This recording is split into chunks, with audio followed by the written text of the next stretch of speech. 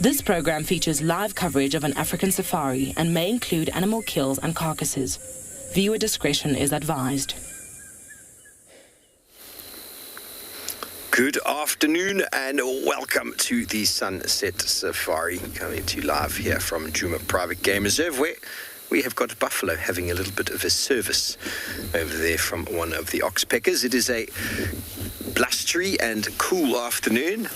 Lots of rain and enormous amounts of thunder and lightning last night have caused havoc with much of our technology, but we're back. Hello, everybody. We do welcome you on board this afternoon. We hope you are excited, and as excited as we are to be out and about.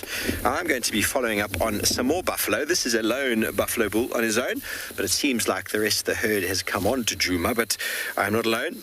Lauren is out and about as well. I think she's going to be following up on the hyena den. Kyle is out in Swalu, but I'm not sure if they're going to be joining us due to some rain. And we have Kim out in and beyond Phinda, as well as Mike from Pridelands and Tess from and beyond Ngala. We do welcome you on board your live African safari.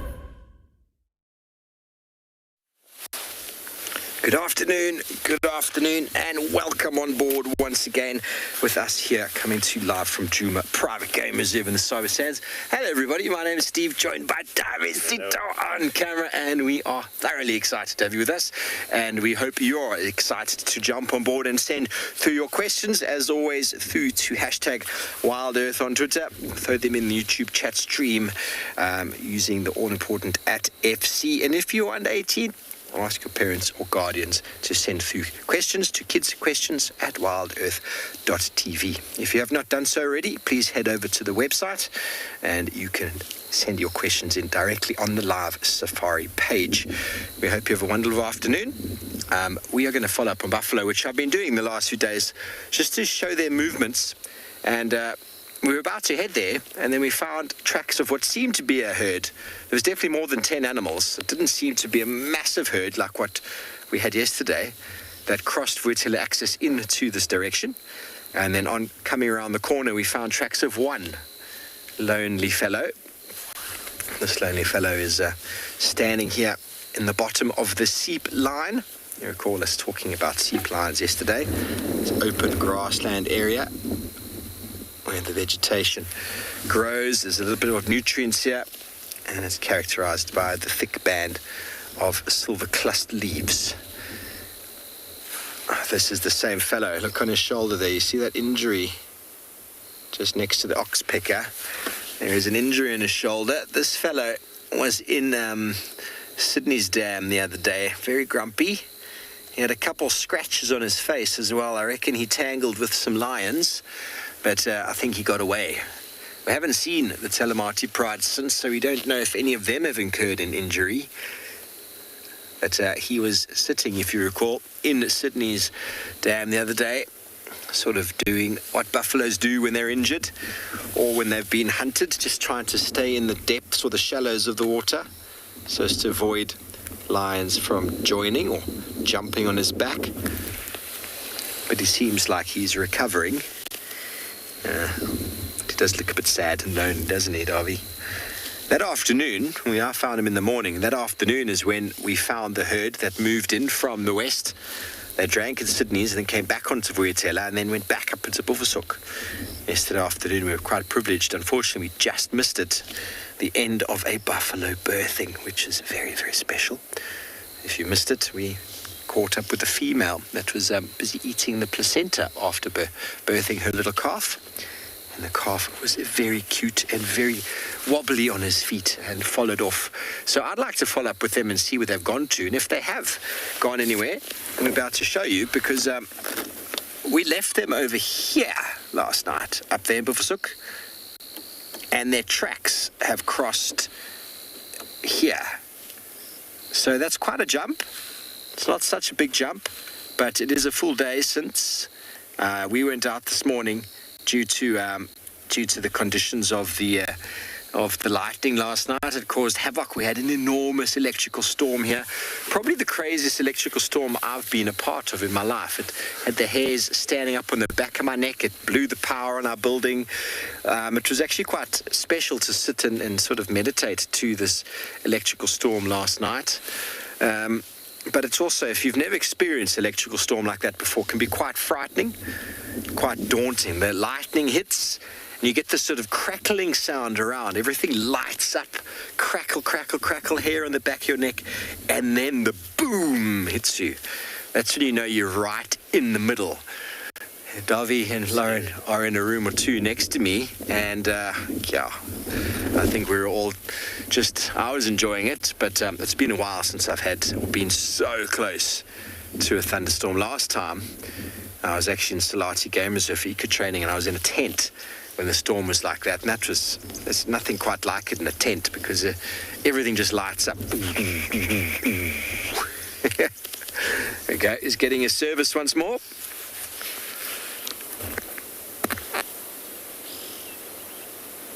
Okay, well, it is cloudy and overcast here. Let's have a look at what it's doing over the rest of our properties.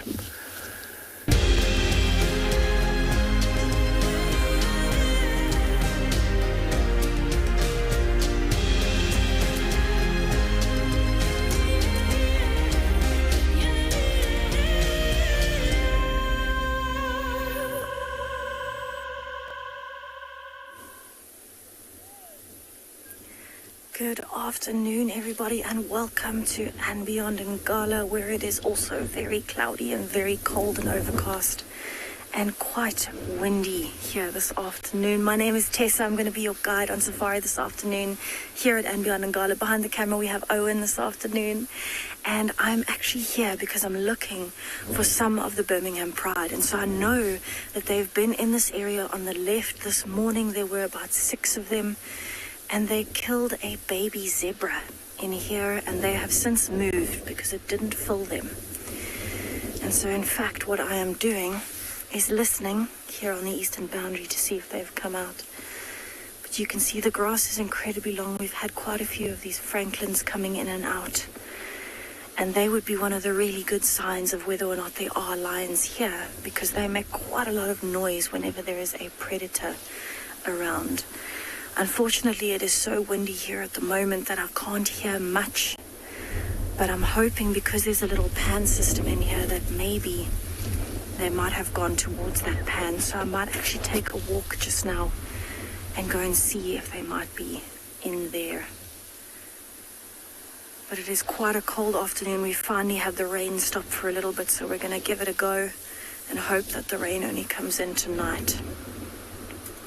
And this is a particularly good area at the moment, and a good weather situation for the lions. The grass is nice and long. It's windy, so they don't need to try and stay out of the heat. It's overcast.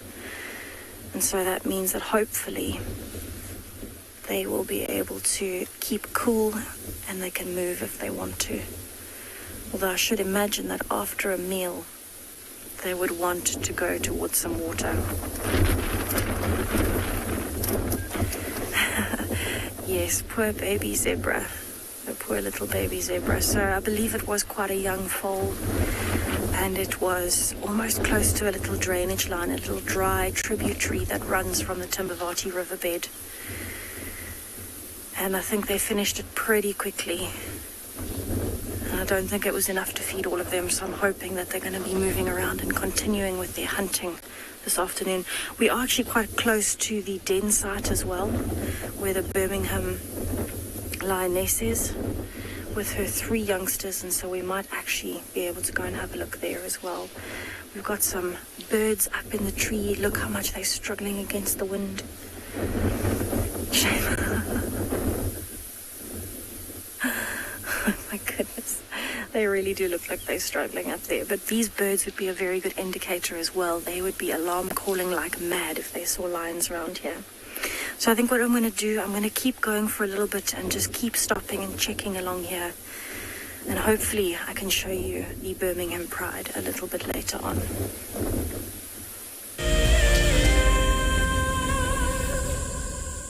This is Rusty. He's my favorite vehicle, and we've been through all the good times here in the bush. Now, if you feel a connection to Djuma Game Reserve like I do, then we have a fantastic opportunity for you. You can have your name engraved on a brushed metal plaque just like this one, and we will attach it to Rusty so you can always be with us on safari in spirit. We will even send you a digital photograph once your plaque is mounted on Rusty. Spaces are limited, so grab your spot now. Hello, Mama. Just checking us out, everybody. There's no aggression here. Very relaxed.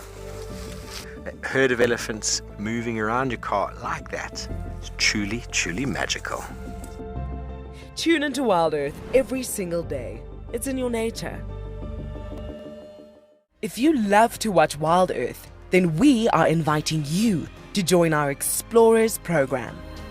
For a monthly subscription, you will have the opportunity to win fantastic Wild Earth expeditions. Join our guides for a chat around the fire, receive weekly highlights from our shows, and much more. All the money will go to keeping these live safaris on air, which in turn allows us to escape into nature every single day. What makes &Beyond Phinda Private Game Reserve so special is our massive array of habitats. And with that comes, of course, a beautiful diversity of landscapes, but also an incredible biodiversity in terms of plants, bird life and animal life, as well as, of course, our conservation success stories with cheetah, with rhinos, now with pangolins too. Catch up with the guides daily here on Wild Earth. In a world full of upheaval, we all need a quiet and safe space to breathe. A place where anxiety and stress don't exist. A place where life carries on as normal. Escape to nature with Wild Earth.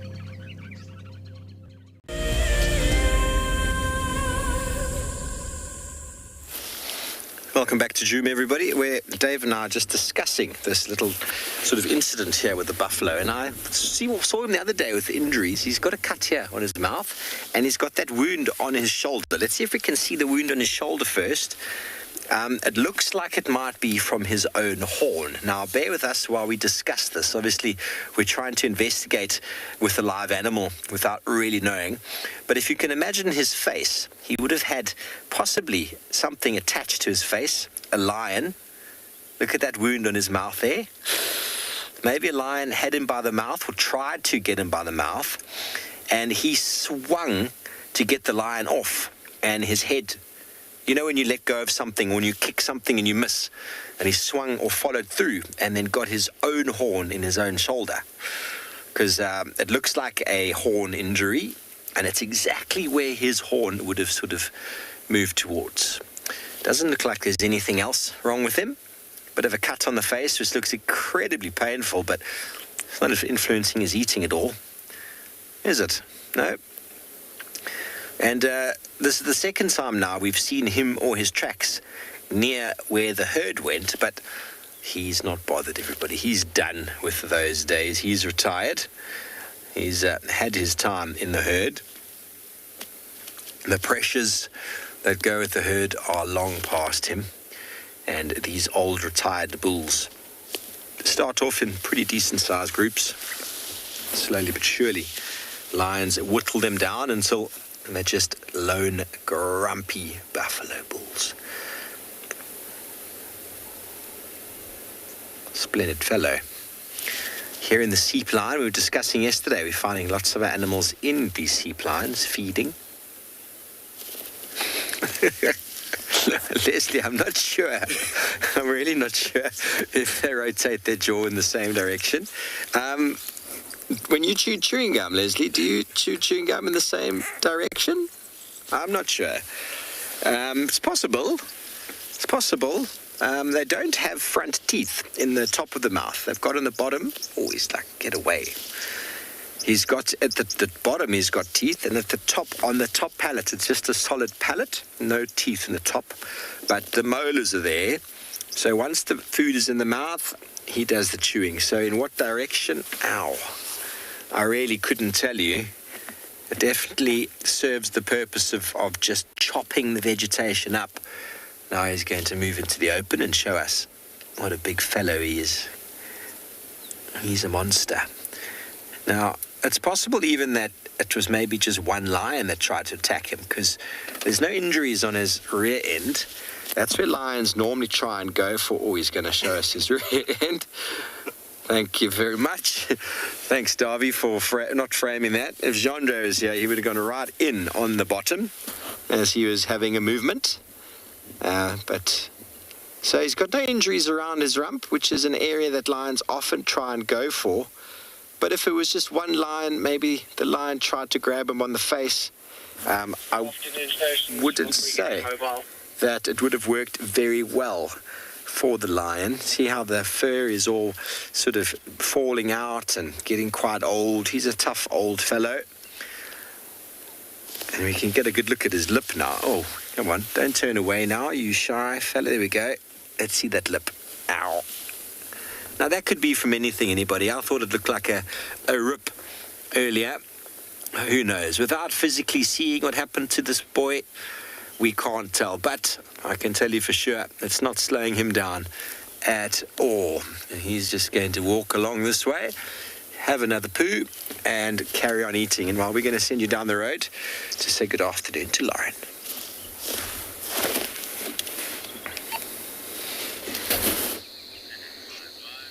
Good afternoon and welcome to the other half of the Djuma feeds, everyone.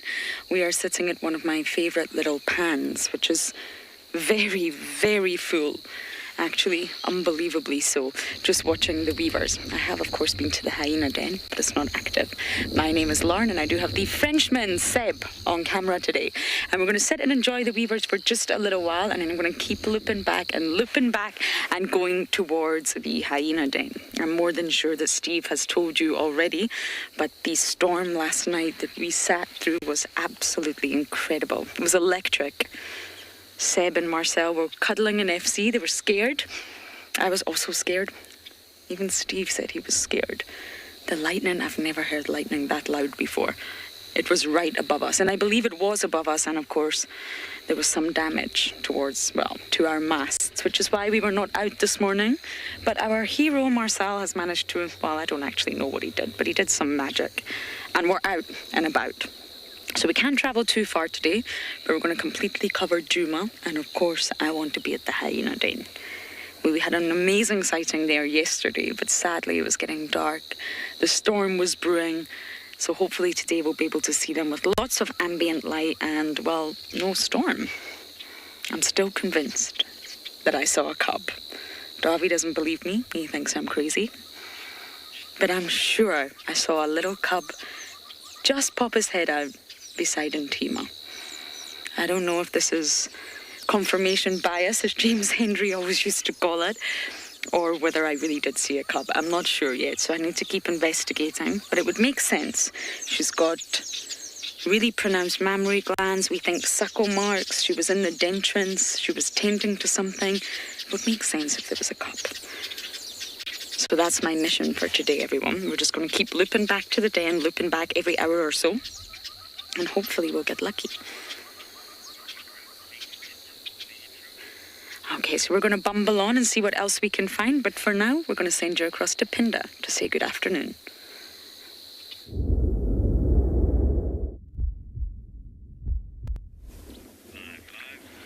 Good afternoon, everybody. Welcome to and Beyond Pinda. So we came out looking for lions and elephant herds, and we found a lone elephant bull. Definitely not a downgrade. We're very happy to find him, and he's very, very chilled. It's not a must. We've checked for all the signs that might tell us that we should maybe stay away, and we've seen none of those, and he's very happily just feeding there. I think he is just behind a bush for you at the moment, but I don't want to move too close. We'll see. There we go. He's moving a little bit. Maybe he'll move out into the open for us.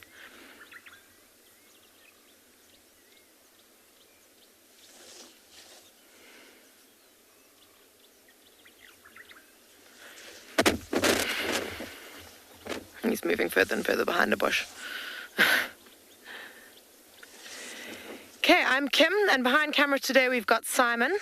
Oh, there we go. And just as we do our introductions, the elephant is coming out into the open nicely for us.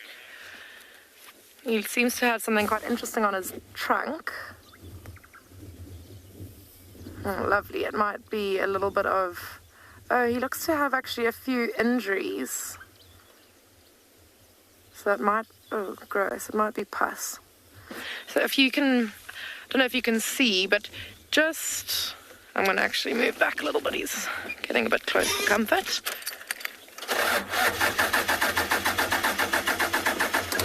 And if you know anything about our vehicle here on Phinda, it doesn't start all the time. It's a little bit untrustworthy. Anyways, there we go. I think that's fine. But yeah, if just above his left-hand tusk, so as we look at him, at the right, he's got a tiny little hole that looks to be weeping a bit. So you might have a little bit of an injury there.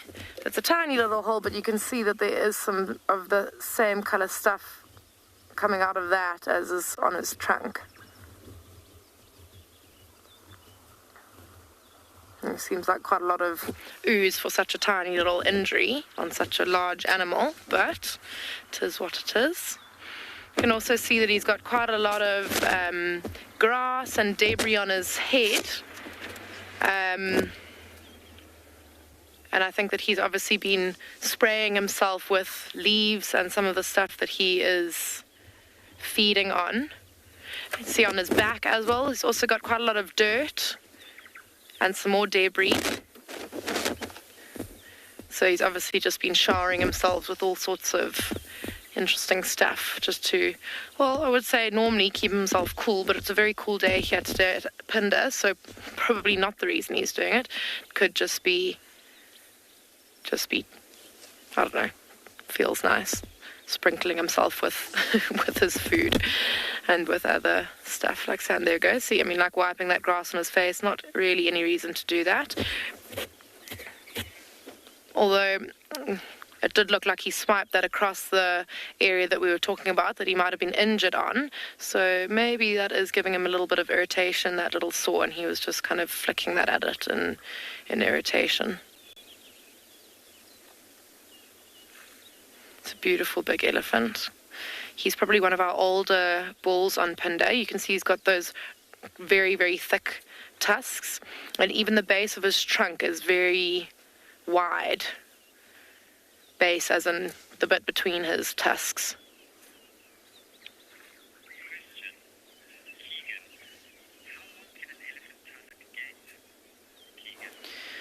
Sure, Keegan, that's a very difficult question, and it's a very varied answer because the length of tusks is it's a genetic thing. So long time ago, elephants, or there used to be elephants called tuskers. There still are, but there are not very many of them. And tuskers are, well, I actually don't know what the definition of it is, but I'd assume they are defined by a certain length of tusk, and they can get extremely long. I think that I'll have to get back to you with the exact answer. I don't want to give you false information.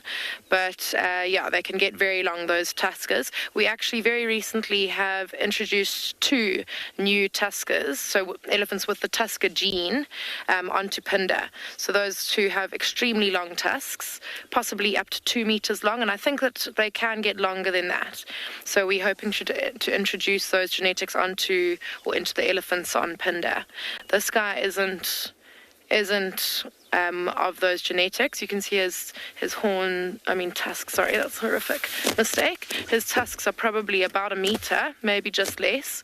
They obviously do go quite far back into his skull as well. But these ones are impressive just in their width, or how wide they are as opposed to how long they are. I'll have to get back to you though with how long tusks can get.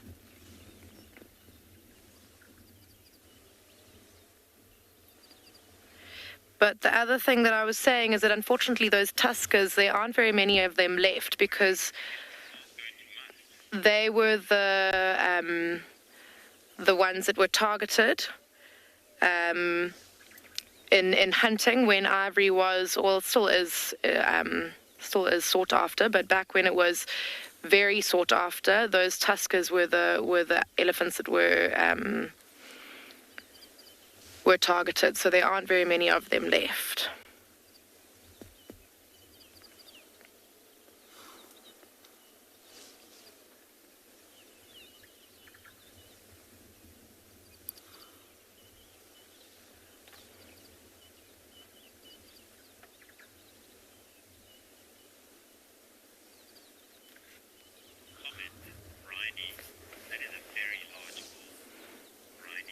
Yeah, Brownie, it is a very large bull, and interestingly, he's got a very, in terms of height, he's not the biggest elephant bull on Phinda, but in terms of, like I was saying, how big his head is and how wide his trunk and those tusks are, he is... Oh, sorry. The call has dropped. Okay, there you go. Back with you. Yeah, but he is very big. And probably quite old. You can tell by the indentation just above his eye.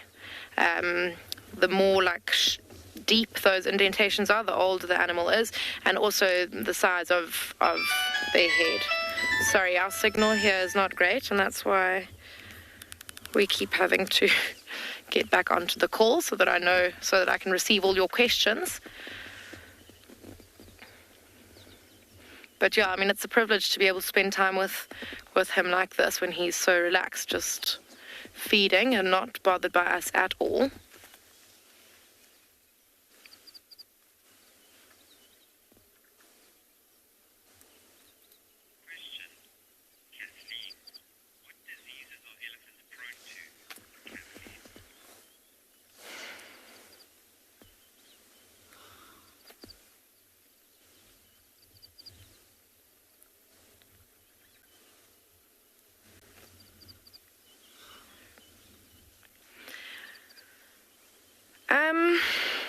Kathleen, I actually don't really know what diseases elephants get. I know that they are able to contract TB, which is a disease that can be found in some animals, but I don't think that they're especially prone to it. Yeah, I mean, as far as I know, especially with the elephants on Phinda, they don't seem to struggle too much with any diseases. I think that they're quite hardy animals. And, yeah, they don't seem to struggle too much from disease, as far as I know. When you hear about elephant deaths, it's generally due to starvation or dehydration in times of drought, but not necessarily disease.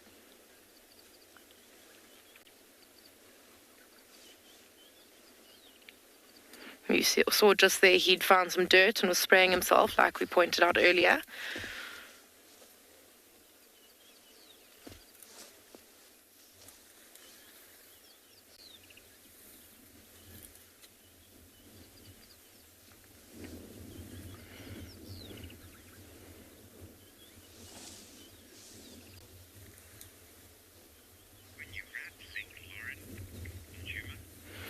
So we did come out looking for elephant herds, and as wonderful as this guy is being, I think we might leave him to his feeding and go and try and follow up on those herds that we were initially looking for. While we do that, we'll send you over to Djuma with Lauren.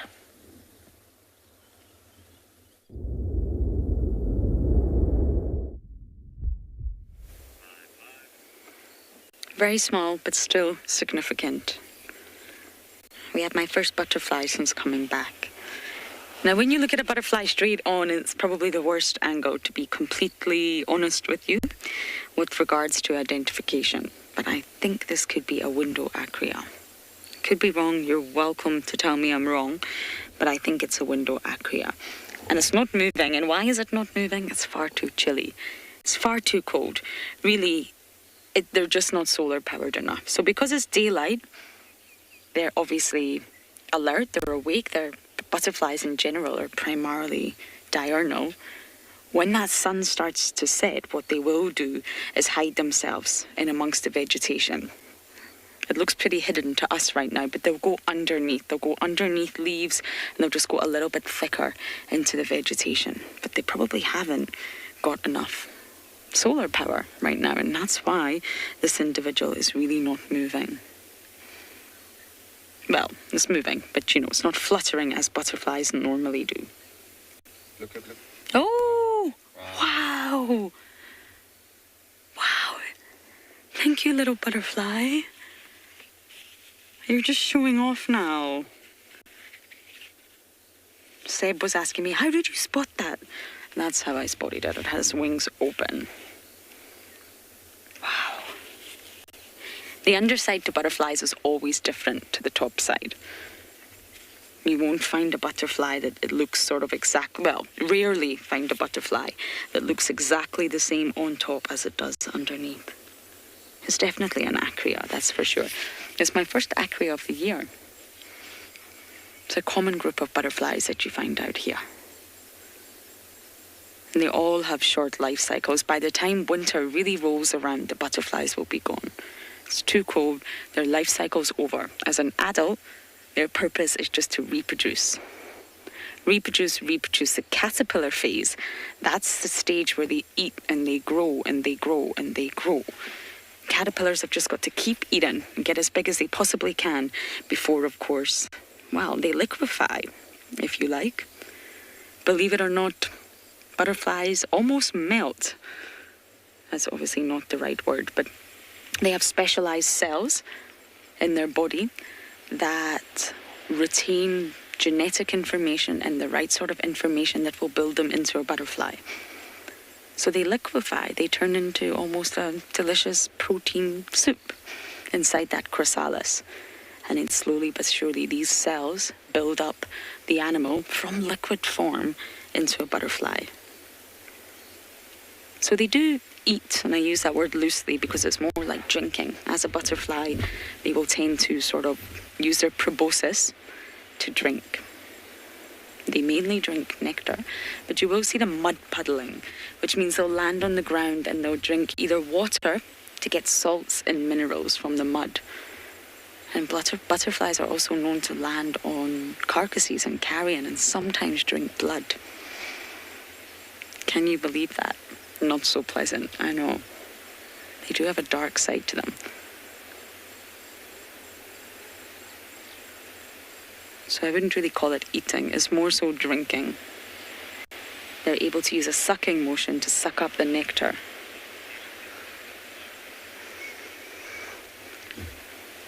William, I'm not sure how you measure delicacy. I'm not sure actually how to answer your question. I guess for us, they're very delicate. If we were to touch them, they would break. But to a butterfly, they're very, very powerful. So I'm not sure how to answer that. They're not delicate to the butter. They're fragile. To us, not to a butterfly. No, not fragile. No, they're not fragile at all to a butterfly. And they're powered from the sort of thorax. So insects' bodies are segmented. You've got the head, which contains all the sensory information and the sort of brain and everything that powers the body. It's in a sensory way. Then you have the thorax, and that's the transport center. So the legs are attached to the thorax and the wings, and that's where all the muscles are. There's lots and lots of muscles in that part of the body. And then you have the abdomen, which contains the digestive system and the reproductive system for insects in general. It's the generalization. So there's lots of muscles to power these wings. And they have 4 wings, 2 forewings and 2 hindwings. To us, as big, gigantic humans, if we were to touch them, they're fragile, yes, they would break apart, but to a butterfly, they're not. They're very lightweight and the wings are extremely powerful. They're very large, especially compared to the body size, and that's how they're able to sort of propel themselves through the air. But it takes a while. Once they first come out the chrysalis as a butterfly, their first moment as a butterfly, it takes them a while to open their wings, to move their wings. It's almost a few hours before they can fly.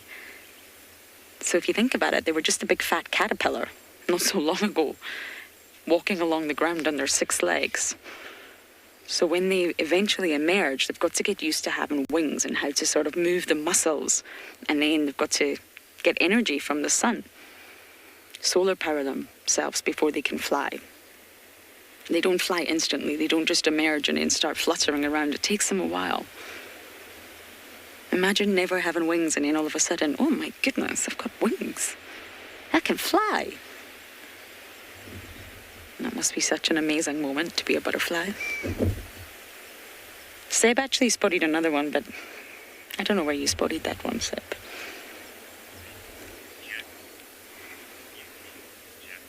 Jacko, you're saying what a beauty, I know. Butterflies really are beautiful. Of course, they're beautiful to us. But they are notorious for doing all sorts of interesting things with regards to the animal kingdom. And there's some species that the males, they're known to secrete a chemical, shall we say, that knocks the female out in order to mate with her. And once she's knocked out, she's not conscious, I guess, he then carries her away to mate with her, which is very taboo to think of it like that. And there's also some species that don't even wait until the females are out of the chrysalis. They break through the chrysalis and start mating with her, so she has no choice. So there's also a very naughty side to butterflies. And that's because of the adult life phase that they're in. It's just all about mating. It's all about reproduction.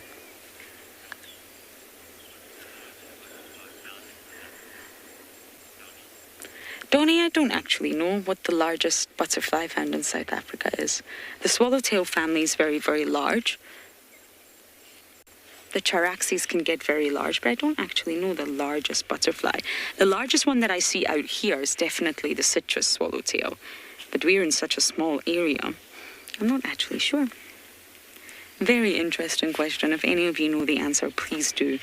#WildEarth, and you can teach me something too.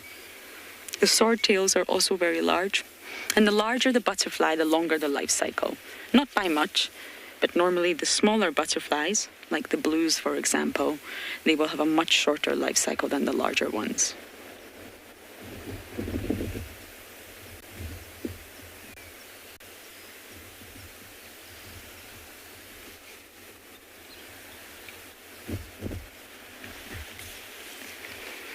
Okay, so we're going to bumble on ahead and see what else we can find for the afternoon.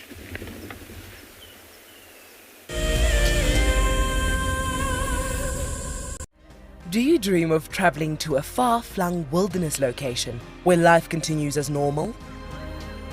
A place where you can escape to nature and breathe. If you become a Wild Earth explorer, then this could soon become a reality. Subscribe today and stand a chance to win regular travel prizes. Wild Earth Explorers, it's in your nature.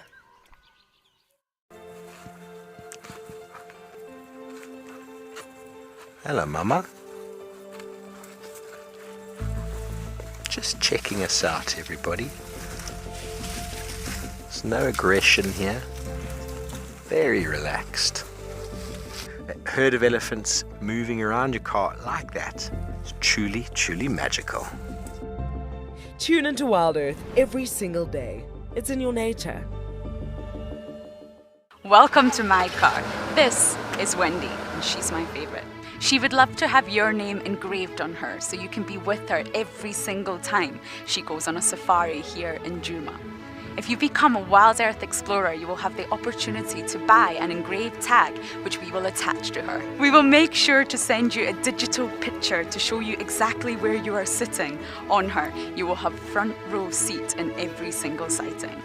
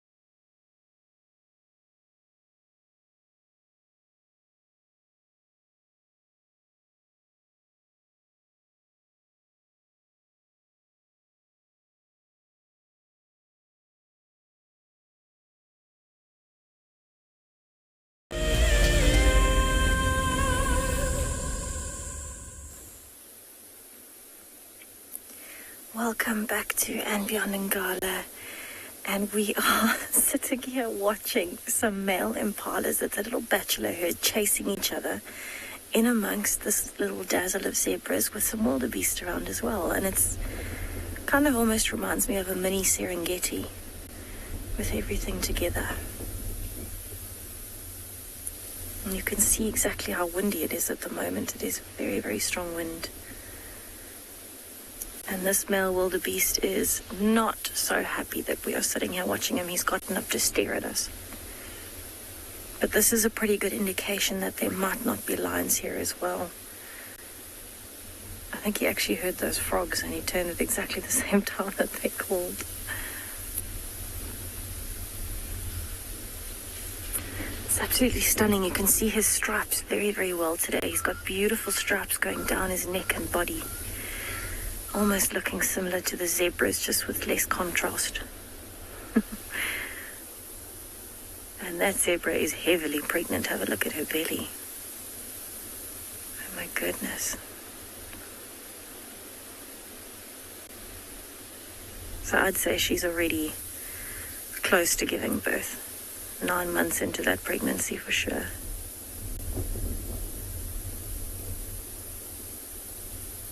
Oh, shame, and she's being bothered by flies. Have a look on her shoulder where that triangular patches on her stripes. She keeps kind of moving her skin there, shaking it to try and get rid of the flies. Is it just me, or am I seeing her belly moving? On the side. I think it is moving. I wonder if the baby's kicking. It definitely looks like it. See all that movement on the side of her belly? Almost looks like the baby is kicking while it's in there. It's going to be a beautiful baby zebra foal here this week, by the looks of it.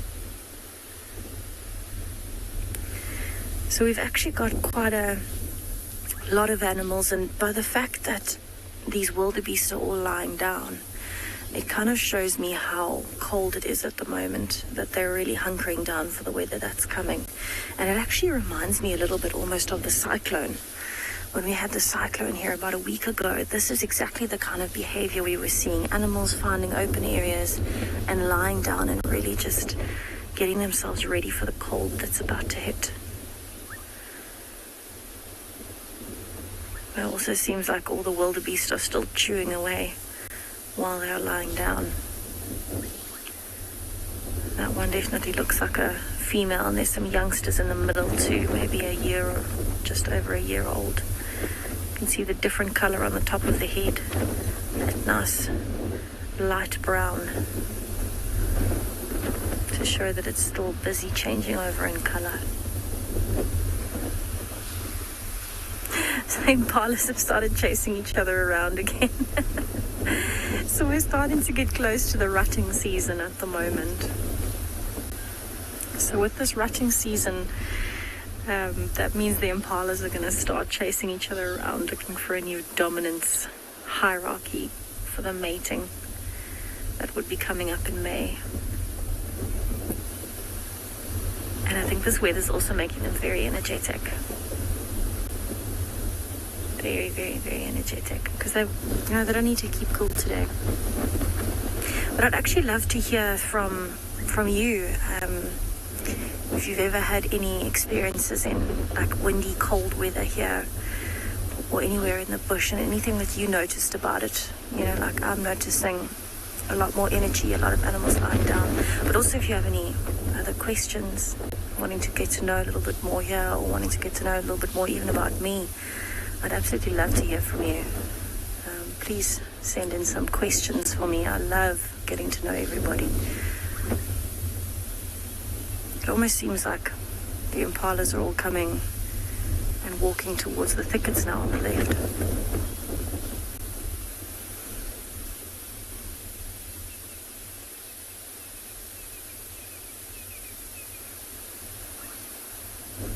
Actually see that one's coat is looking quite dark. I think it's got goosebumps. So these impalas can actually control the amount of goosebumps that they have, or when they have goosebumps, to try and keep themselves warm. So on a very, very cold day like today, they'll actually force themselves to get goosebumps, and it traps air in between their hairs against the body, and that air warms up and almost acts as an insulation layer, like we would put on a jumper or a jacket. They get goosebumps, and the air layer that gets trapped in there acts as their jumper. And you can see he's nice and chocolate brown and fluffy looking, so he's definitely got goosebumps. When he doesn't have goosebumps, his coat is going to be nice and smooth and red instead of that chocolatey, soft looking color.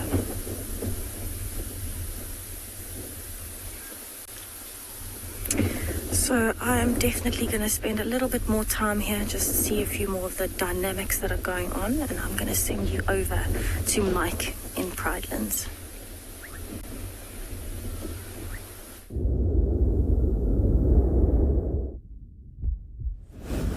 Hello everyone, how's it going? You are joining me, Mike Anderson, and Gert behind the camera here at Eco Training Pridelands, where it is freezing cold and super windy once again. I don't even know if you can hear me with the wind howling over this hillside. We've come here because it's the side of the reserve where someone has seen a lion already this afternoon, and we're hoping that this lioness is coming into this sort of area. But while we wait up at this high area, what I wanted to do is this morning I kept talking about the golden orb webs, and yesterday as well. And so here I managed to plait a little bit of the thread together. Now it looks a lot when it's in my hand, but as soon as I started plaiting it or plaiting it, or making a like a thingy out of it, it started to get very thin. So you can see that there. I've sort of managed to sort of plait it together, and it's very strong. You can see as I pull it together. So what I'm going to try and do, I did say earlier that I would lift something rather heavy with what is essentially just a few strands of spider silk. So the heaviest thing that we could find that was easy to lift is this hammer. Because every good Land Rover should have a hammer on it, because you never know what's just going to happen. And this hammer probably weighs, I don't know, probably close to 2 kilograms, maybe 2.5. I think it's maybe a little bit less. But still, it's pretty heavy for a piece of silk. So what I'm going to do, I've got the silk around, as you can see there. I'm not going to hold it with my hand. I'm just going to try and zip these around like this. And lift. Please don't break, please don't break, please don't break. Oh, it's not going to work. The balance of this hammer, unfortunately, is not quite as good as Thor's hammer. I'll get it, hold on. I had it a second ago. The string didn't break, it keeps slipping out of my hand. But essentially you can see, it's very strong stuff. So this here, as I was mentioning before, if we had a piece of this that was, let's say, as thick as any of the cables on this vehicle, the cables that we use like this one here, that would probably be able to stop something like a plane or a truck from being able to move. So it's very strong. So what I'm going to do is literally just put it in my hand. No, I can't. I literally can't break this. Gert, can you try and pull that side? How's it work? It won't break. No, it just slips out the hand. Literally, it's so strong that even Gert, and Gert's a strong human being. I mean, he could probably, he could break my wrist with a single flick of his strong hands, and he could not break this piece of string. So it's really strong stuff. So it's pretty amazing. But as you can see, it's really windy out here right now, and what we're going to do is we're going to head down into some of the lower areas on the eastern side of Pridelands to see if we can find that lioness. And whilst we do that, I'm going to send you over to Pinda.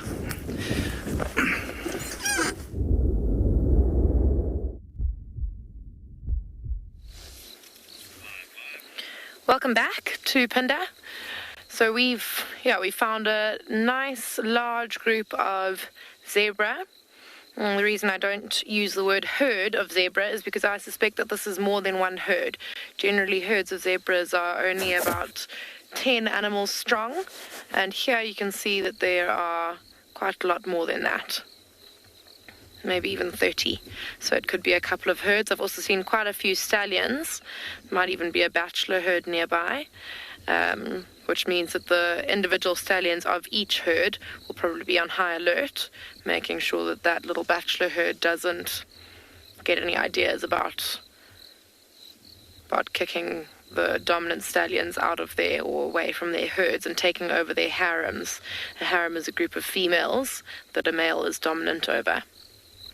So each of these herds will have a group of females. You can see there's quite a lot of foals in this group here as well, so there'll be females and youngsters, and then the one dominant stallion. There's also a little herd of wildebeest.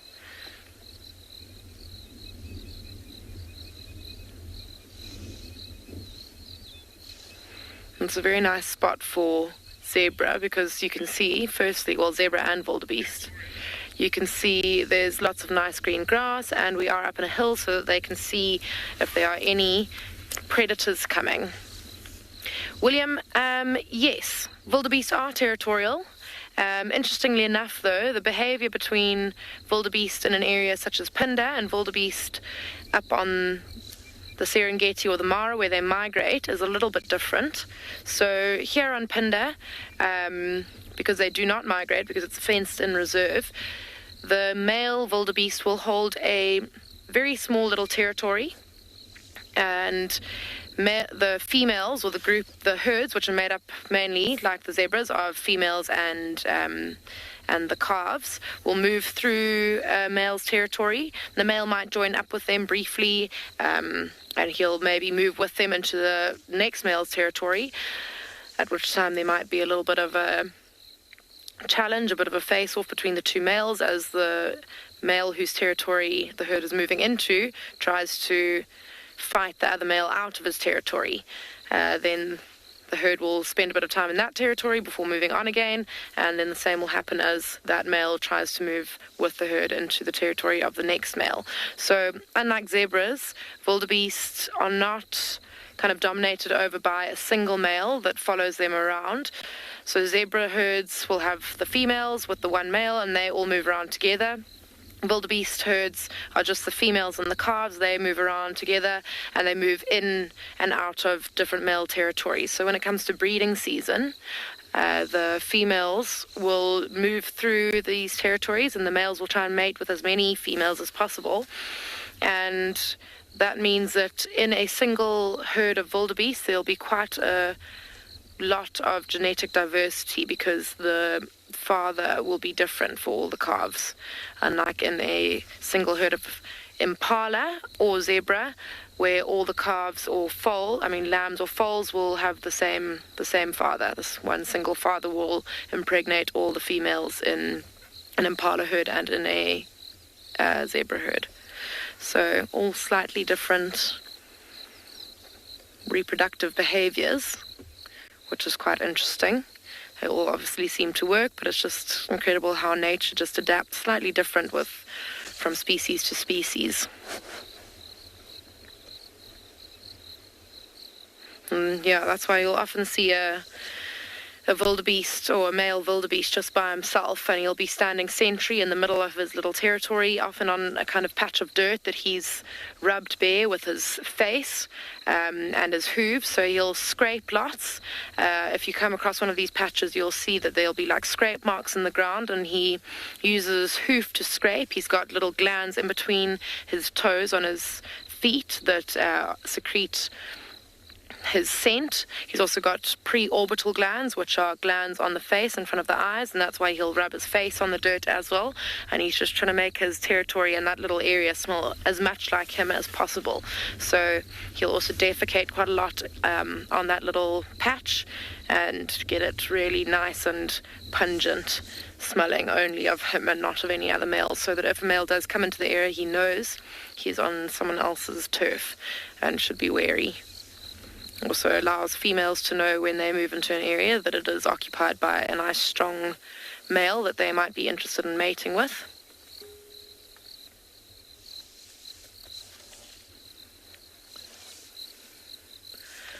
So we are sitting up on this beautiful hill, and as you can see, there's a lot of land behind me, and I have spotted in the distance 2 more elephant bulls. They're pretty far away, but I'm thinking that maybe we should actually head down towards them. I'm not sure if you'll be able to see them, Simon, in the camera, but they're just kind of moving out over the open there. And that is what I love about this area, this beautiful open area. You can see that there's lots of hills, and yeah, it's a very good way of finding game, is coming up onto these hills, just similar to what these zebra and wildebeest will be doing, and scanning out over the other hills to see if we can see any game that we might be looking for. So obviously these zebra and wildebeest aren't interested in spotting game, but they'll be looking out for any predators that might be after them. It's obviously quite a big advantage being able to see something from quite far away, so that they can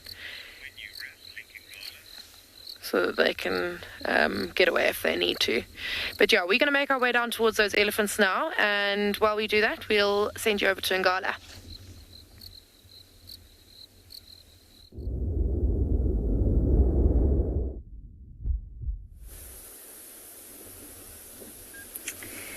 So I am sitting with a small breeding herd of elephants here at and Beyond Ngala, and they seem to be loving this beautiful, lush, long grass in this black cotton soil section.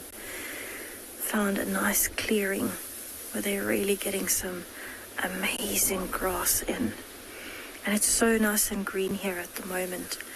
What's very cute about this small breeding herd is there seems to be 2 youngsters that are constantly pushing each other around, and at the moment practicing how to use their trunks.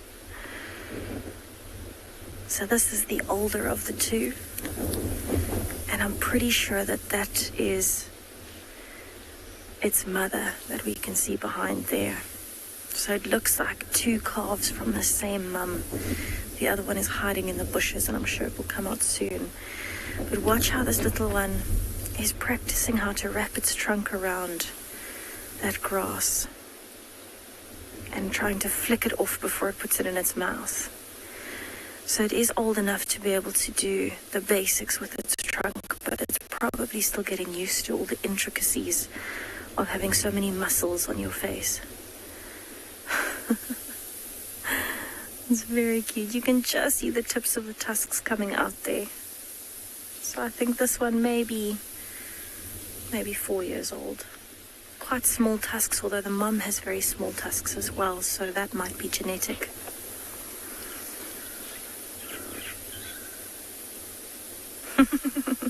Trying very hard. You can almost see as it's trying to put it into its mouth, it almost gets a little bit like tongue twisted, if I can put it that way. Its brain like almost freezes a bit, if I could say that. And it sometimes is not really sure if it wants to throw the grass around or put it in its mouth. These elephants are loving the cool weather today. So there's actually 2 older females here. The one on the right is definitely older than the one on the left. You can see her temples have started to sink in a bit more. And they are really enjoying this beautiful greenery all around us, and you can see how thick the bush is. Oh, there's another one. So this also looks like an older female within the herd, maybe almost that age now where it might have had a few calves already. And I actually think that one of these females is pregnant. Yes, I agree. The little tusks on the baby are so cute. It's actually very sweet when they're just starting to poke out. Ah, the other one's coming back out again. Have a look on the right there. You can see it coming out of the bushes. So this one's a little bit younger. It's got no tusks yet, and it's definitely not so sure how to use that trunk. Look at it. Almost kind of twisting it around, trying to get everything into the mouth. But not quite sure.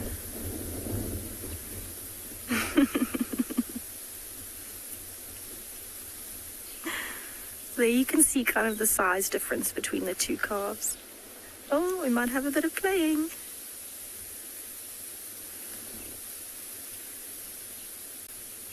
You can hear one of the adults rumbling.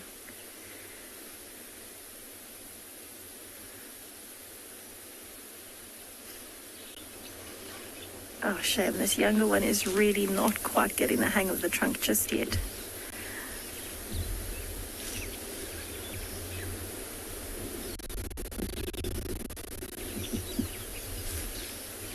It's doing fairly well at getting the grass up, but it kind of throws it around and almost misses a few times. Like that. It's trying to get the branch back and it can't.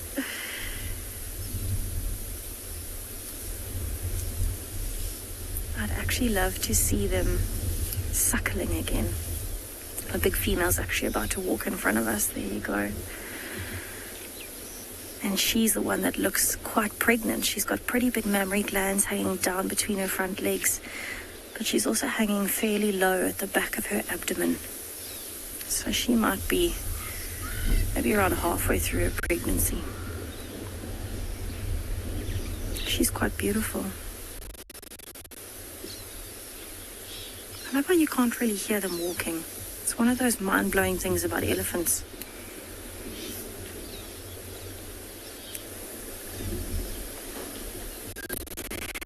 Kali, babies will stay with their mums for different amounts of times depending on whether they're male or female. A female might stay with her mum forever. They'll stay within a herd. It's a matriarchal society, so they're a female strong herd. But they start becoming more independent from the age of around 3. This elephant calf is throwing around some grass at the moment, one of them. The males, though, Kali, will probably leave their mums and the herds for good, anywhere between, say, 12 and 16 years old. They'll start getting moved out. But a female might actually stay with the herd forever. Usually the gestation period or the intergestational period, the time between calves, is around 3 years. So anywhere from 3 years old, the calves start becoming a lot more independent from their mums. Look at this one. Throwing the ground. So that's a combination of playing, but actually also practicing a very important skill, which is when elephants are eating grass, they like to shake the dirt off the roots before they put it in their mouths, because that dirt can grind away at the teeth and can become quite uncomfortable, but it also means that they'll run through their different sets of teeth a lot quicker. So not only is it practicing shaking all that dirt off before it puts the grass in its mouth, but it's actually also playing and having a pretty good time with its learning at the moment. So that female there, I think, is actually the mom of both calves, because I actually saw the smaller calf suckling from this female as we arrived here. And elephants are very particular. They won't let other calves suckle. They won't give other calves milk, only their own. And so I've seen both of the calves very close to this female, which makes me think that they might both be hers. Slightly different ages of the calves as well. You can see the mom is busy shaking the dirt off there. She's doing it very elegantly. As she picks it up, she kind of just gives it 1 or 2 flicks and then puts it in her mouth. The calf actually flings it around a bit. Actually, the calf is standing with its back legs crossed at the moment. It's just moved. So that's quite common to see in elephants, actually, because they spend so much time standing. They often cross their back, raise one leg, just to try to take the pressure off a little bit.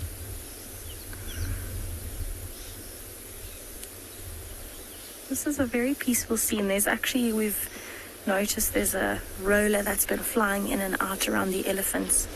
And that's pretty common as well, because while the elephants are busy...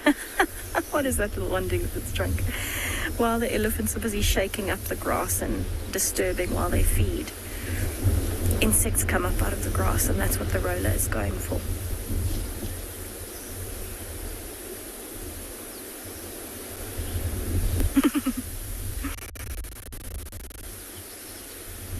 So in total, it might take a young calf like this over 2 years just to learn the basics of the trunk. Within about 6 months, they can usually do quite a few things. But this little one, say closer to 2 years, it would have started really mastering the trunk.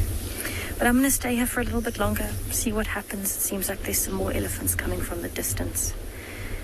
And I'm going to watch this little one using its trunk.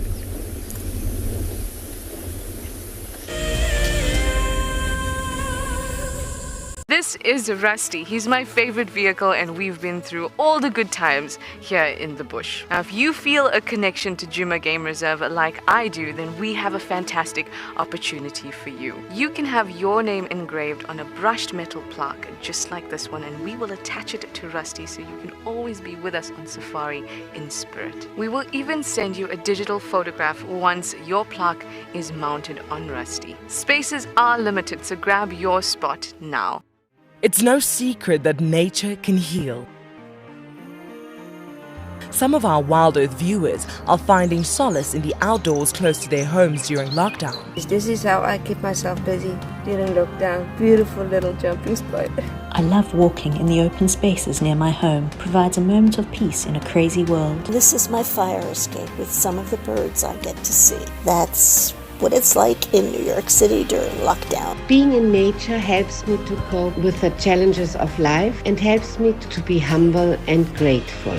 It's magical watching everything turn into a winter wonderland as the snow softly falls. Been doing lots of walking, dog walking, outside at parks. This is my Ridgeback Drake. Our little slice of paradise is a provincial park called Hopewell Ross. Connecting with nature is critical to stay positive during these tough times. Wild Earth encourages you all to find time to escape to nature. My name is Ross and I'm a field guide at and Beyond Punda Private Game Reserve. I love getting questions from guests on Wild Earth because I love sharing and learning information about nature with new people, and it also makes me feel like you're all joining me in real life. If you want to ask a question on Wild Earth, then you need to register on our website. Once registered, go to our live safari page and submit your question below our live feed.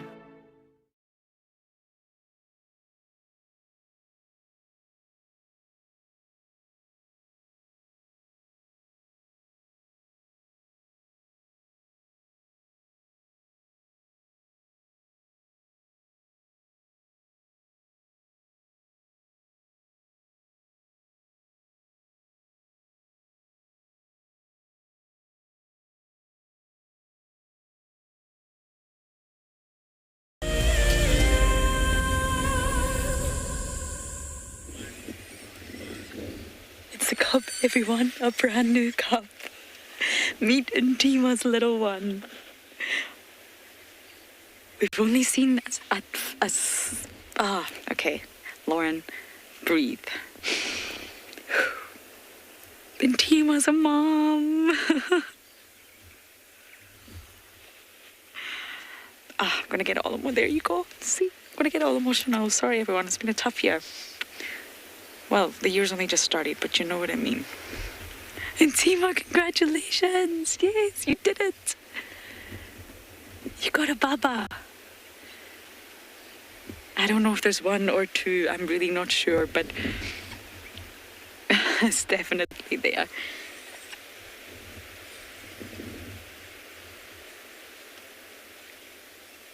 I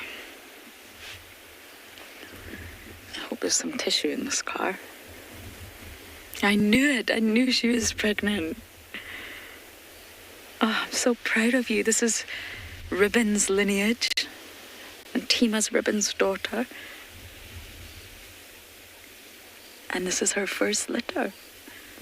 She's going to be 4 next month. Hello.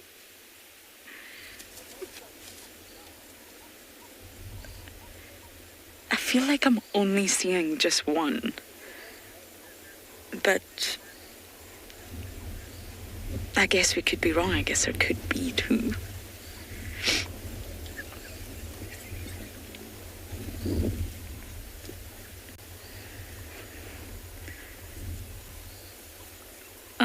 It's her first time being a mom. Is incredibly sweet.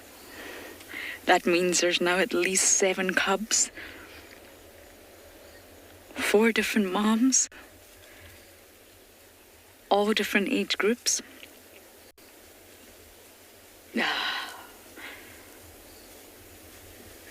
Bloomin' marvelous. Tim, you're saying this is incredible. I know. I knew it yesterday. I knew it. I thought, am I going crazy? I know there's a cub. And her behavior, of course, suggests that there's a cub. Oh, I'm so happy. This clan is thriving, aren't you all? And because Antima's now high ranked, well, Ribbon's the matriarch, so Antima's just under Ribbon. That's great news. Great success for her and her offspring. No, everyone. These are my new shoes. I don't know what these cubs love about the car, but they love it, that's for sure. Oh, Antima, please, can we get another view, please? Wow.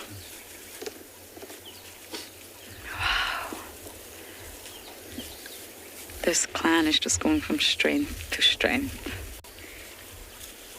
Such a small clan, and they really did go through turmoil in 2019. And Ribbon's taken over as matriarch, and, well, everything's settled. Even Corky's got a cub.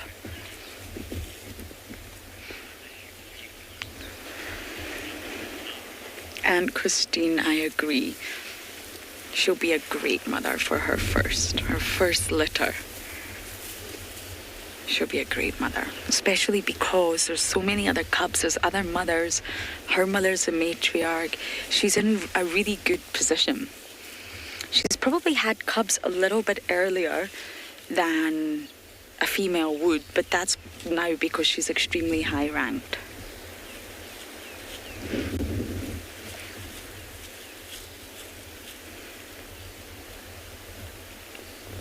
I don't know if we'll get any more views. I think this cub is very young and is at the stage where...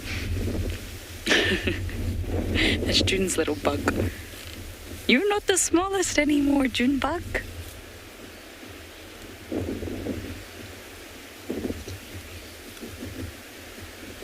She's at the stage where she'll only come out to Mum's call.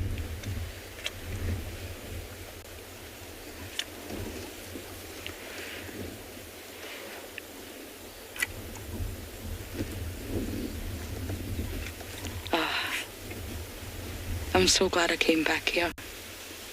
And when they're younger, of course, they need more milk, so Mum's here more often.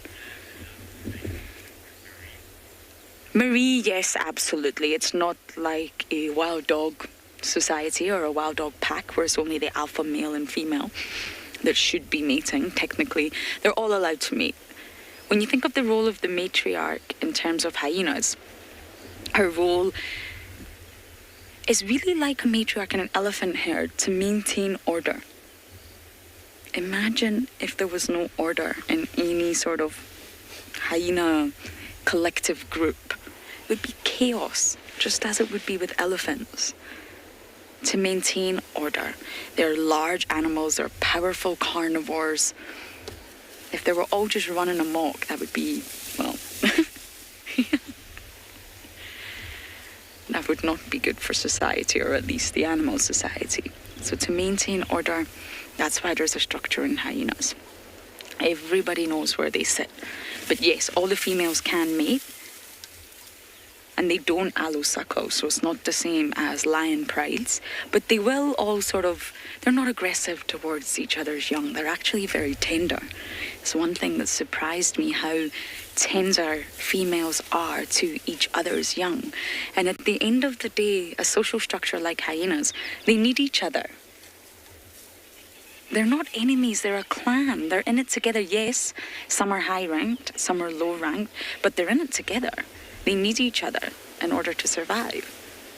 And they will all stick together if any threat approached, or there was a sort of battle with a neighbouring clan. As long as everybody sticks to their position and no one tries to be more dominant than they are, or no one is more submissive than they are, then really, the clan should just operate in harmony. Unless you're Ribbon, of course, and you decide to challenge the status quo and conduct a matriarchal takeover, well, that's a different story. How sweet are you, little Junebug? Yes? You're not scared of the car anymore, are you? You're not scared of anything. You're starting to look more and more like a hyena. So out of the 6 cubs that we know of, Ribbon's 2 are boys, Ngwazi and Shimbulu. Heart's got 1 girl, 1 boy. Corky's got a girl and June's got a girl. So there's 3 girls.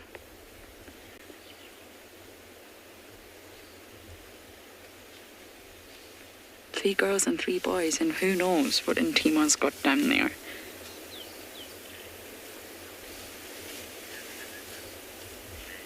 Jane, they normally have twin litters. It's normally 2. They have a very unique reproductive system in that the birthing canal is very, very narrow. It's also twice as long as in other mammals. It's very unique, and it takes a 90-degree bend.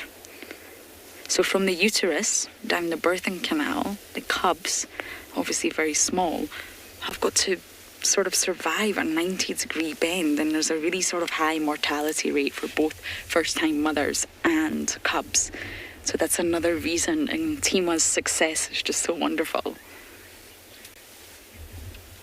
And a lot of people dislike hyenas, but they're such wonderful animals, and they have their own challenges. Yes, they're not listed as endangered or vulnerable or threatened at the minute, but they have their own challenges as a species in order to survive. And the mortality rate is really, really high. So they normally have a twin litter. But in the case of June's single daughter and Corky's single daughter, they may have given birth to 2, and 1 just didn't make it. Or it could have been a single litter.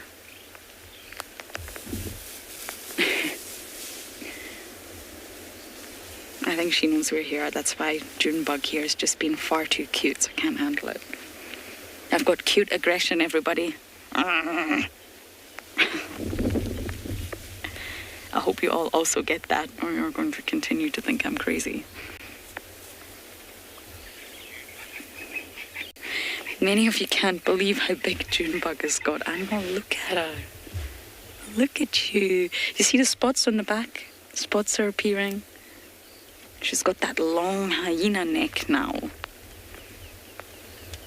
The hair's getting lighter. She's running rings around this den. Oh, right on cue.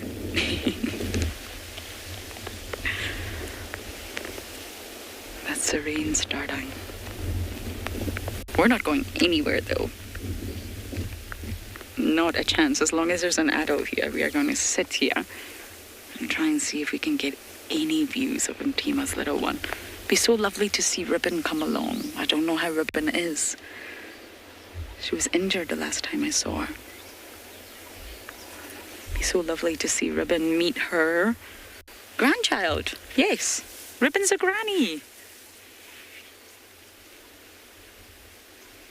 A young granny. A cool granny.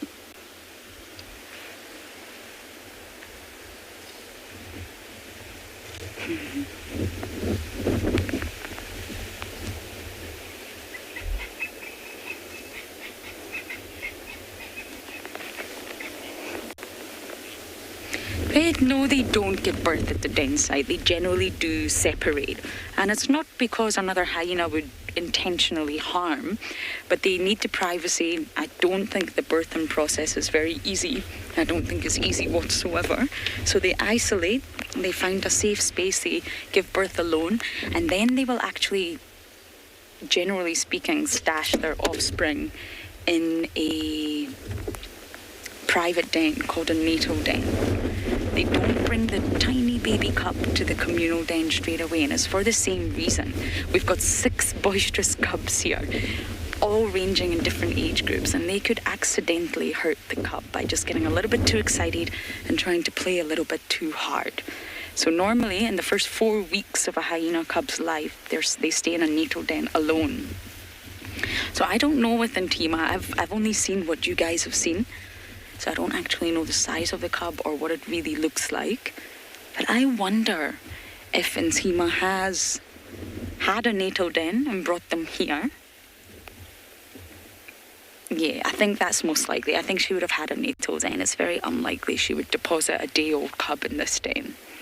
It's too risky. But maybe she brought them here earlier than other hyenas would because she is the matriarch's daughter. It's her first time. She's a first-time mom as well. Oh, and Tima, I've been asking you for months. She never answered, but I've got my answer. I know many of you will be absolutely over the moon right now.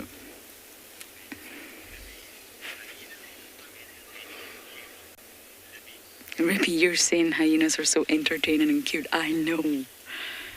I still can't believe there's so much dislike for them. I really can't. Yes, they scavenge. Yes, they steal. So do all the predators. Or nearly all the predators. Listening to that storm last night reminded me how removed we are from the animal kingdom. We're inside our room, under our duvet, warm. We didn't have any electricity, but we're watching the storm. I'm thinking of all the animals out here that just survive. They just survive. Most of them would just have to sit in that heavy, heavy rain, listening to that storm. And we're so removed from what it's like to be an animal. And for people to dislike any species, it baffles me. It really does. Hyenas are incredible. How can you not love that little face?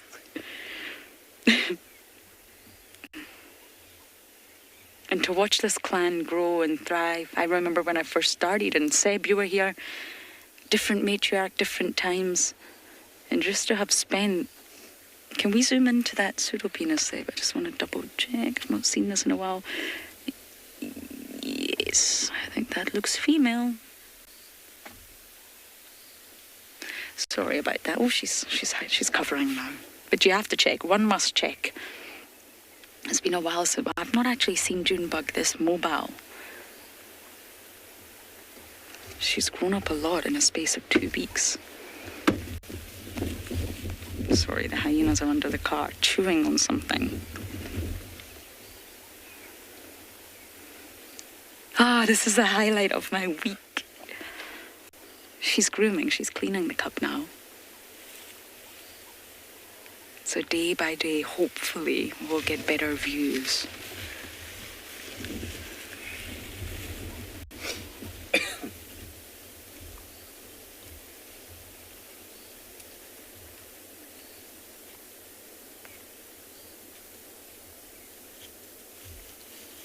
I wonder if all the other adults have met this cub.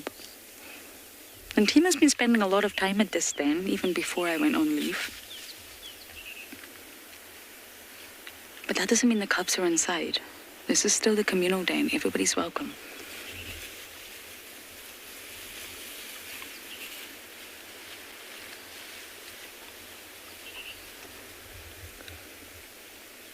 I'm just waiting on a little head popping up. Or 2. Wouldn't it be great if there was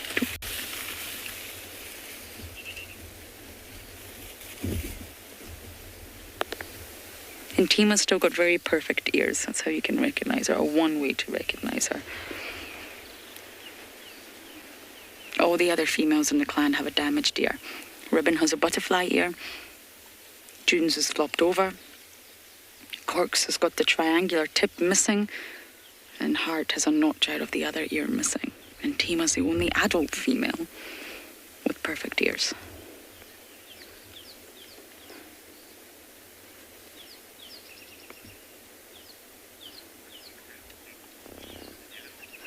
Okay, well, I think you all know I'm going to say this, but I'm not going anywhere. But you guys are going to go across to Steve with an elephant.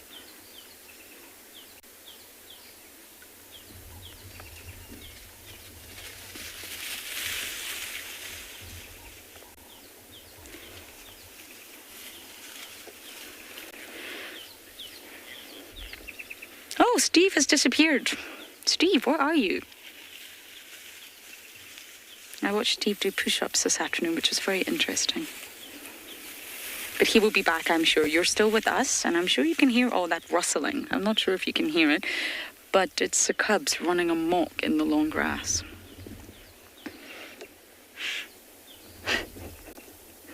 It's playtime for them. Most likely they've been sleeping all day. I don't know if any organism, from your tiny little insect, your butterfly, to your large predators, to your elephants, I don't think anyone would have slept last night. The noise was phenomenal. We heard the lightning hit something metal. I've never heard that before. I've been in a lot of thunderstorms, especially in the South Pacific when I stayed there for a while, but I've never experienced a storm like last night. It goes back to survival, I imagine. Now, this is just my personal guess. I imagine that they would feel fear. They would be scared. They're used to thunderstorms on some level, but that noise, to sensitive ears, I imagine that they would be scared. Even your leopards, your lions.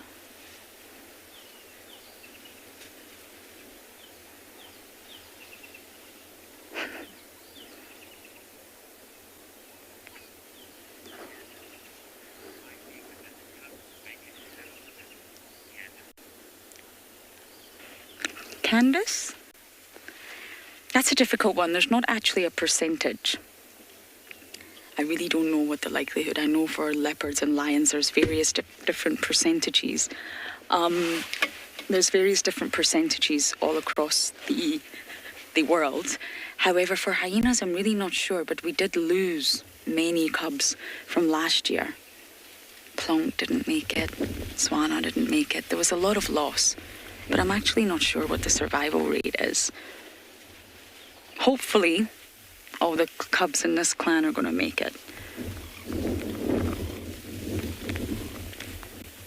But they stay at the den for a long time. Even in Gwazi and Shimbulu, they're not really moving with ribbon, not just yet. They will soon. They're coming up for a year. Can you believe it? Well, we found them on the 27th of March. But that's a good question. I really don't know the survival rate. Hyenas are often not the most popular species for scientific studies. I still feel there's a lot we need to learn about the spotties.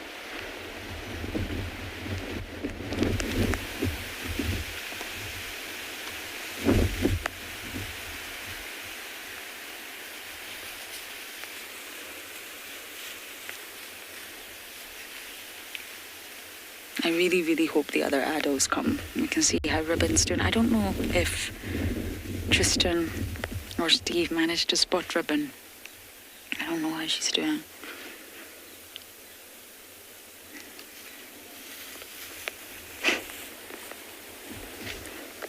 Come on in, Tima, just a little look.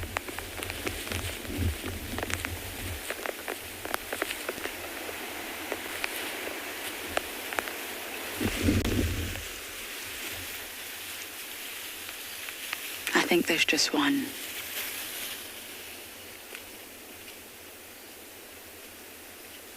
What do you all think, one or two?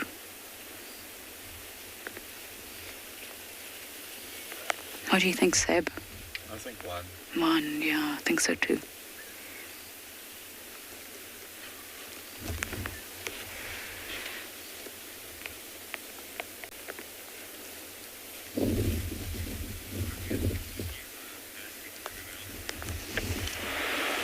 I have actually got a diagram somewhere. I'm just going to find it for you of the sort of hyena birthing canal that I was referring to. Now it's drawn by myself, so don't get too excited. There we go, Seb. So this is the genitals. We don't need to necessarily look at this, but if you look here, this is what the hyenas have got to face. This is the womb. And in the birthing canal, as you can see, takes a 90-degree bend. Can you see that? I mean, that is just incredible. And it is twice as long as other mammals, but it's only an inch in diameter. I mean, the mortality rate is 60% of cubs suffocate. So that's 40% survival rate. And that's just due to the birthing process. That's not the overall survival rate that we were just talking about. So there you have it. That is the sort of anatomy, terribly drawn anatomy, that I did to show you all. There we go.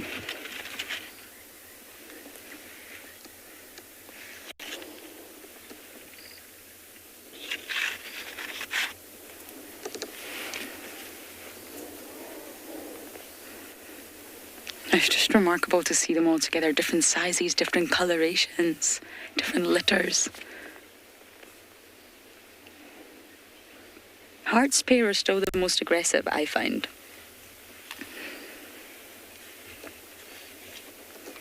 I still feel like the boy and the girl are the feisty ones.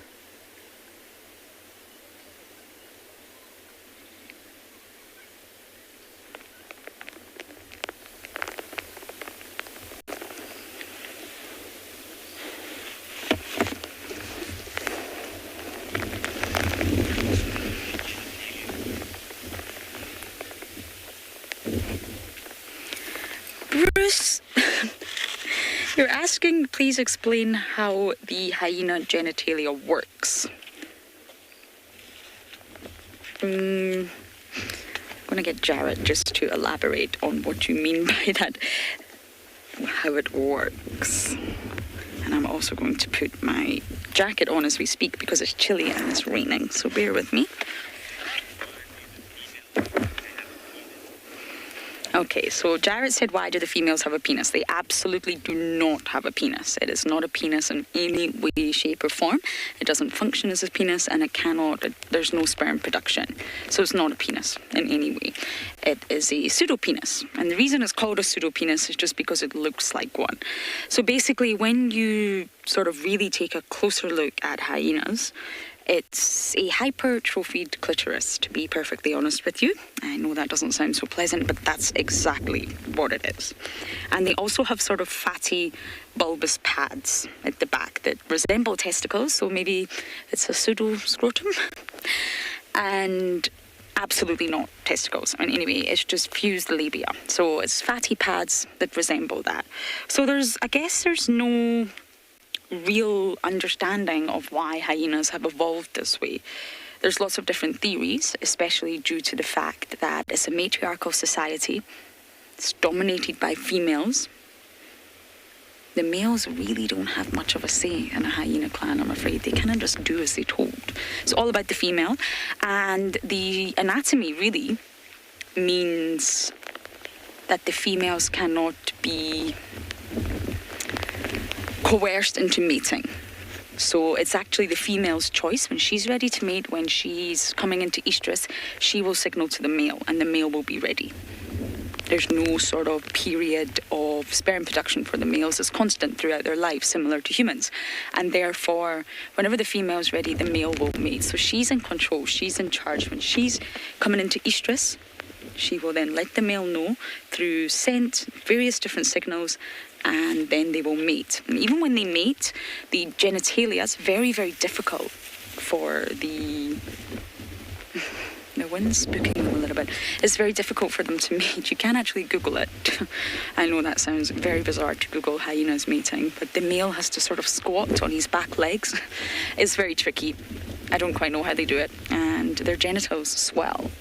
So that actually forms a copulatory lock.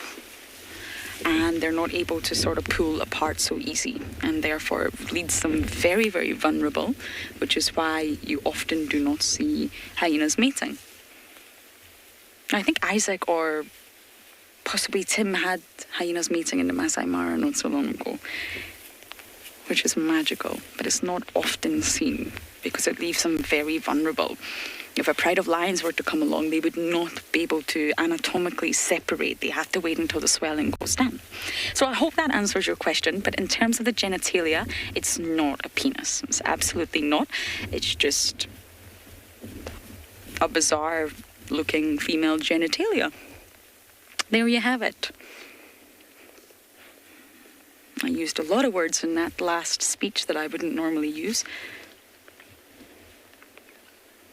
But it's also remarkable, although maybe people don't enjoy talking about genitalia, you've got to think of the evolutionary reason, sexual selection. Why has this happened? Why is there such a difference between male and female genitalia in hyenas? Why?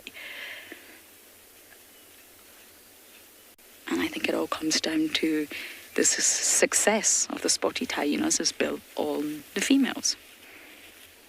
So if the males were larger and stronger and they were able to dominate and possibly coerce the females, a matriarchal society would not work.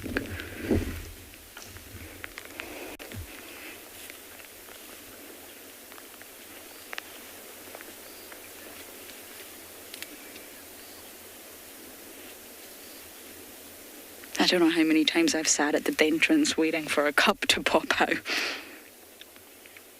And that's exactly what I'm going to do. I'm going to sit here waiting, and you guys are going to head off to another live location.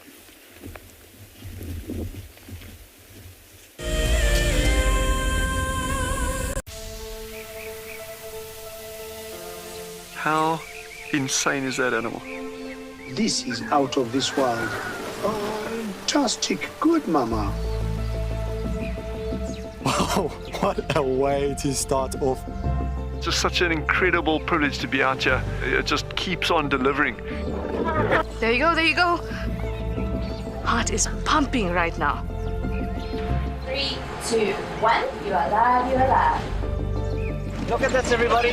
We've got a live kill.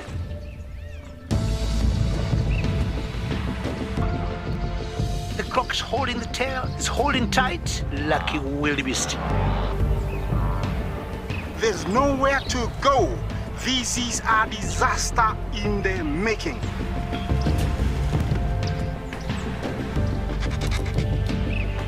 This is the first leucistic zebra I have ever seen in my life. Oh, here comes a lion. Run, little guy. Go on. Something that I have never seen before in my entire life that you are now watching live. My heart is in my mouth, everybody. Look at this. It's gonna make it. It's going, it's going.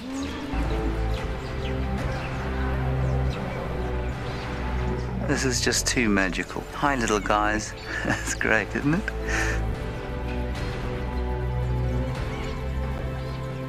Has it just pretended to be dead? That is the coolest thing I've ever seen. Look at that. Scuba Steve has got a friend. You've got a friend in me. It couldn't be a better morning. This is just too special. Oh my goodness, we've got a turtle. How epic is the fact that we're coming to you live on the Chobe River? It's the most incredible feeling to be here. This is live and we're in Rwanda. This is a very, very different adventure, charged with emotion. Look at that little zebra about to be born. There's the head. Oh, you clever mare. Well done. I did not think I would ever face my fears like this.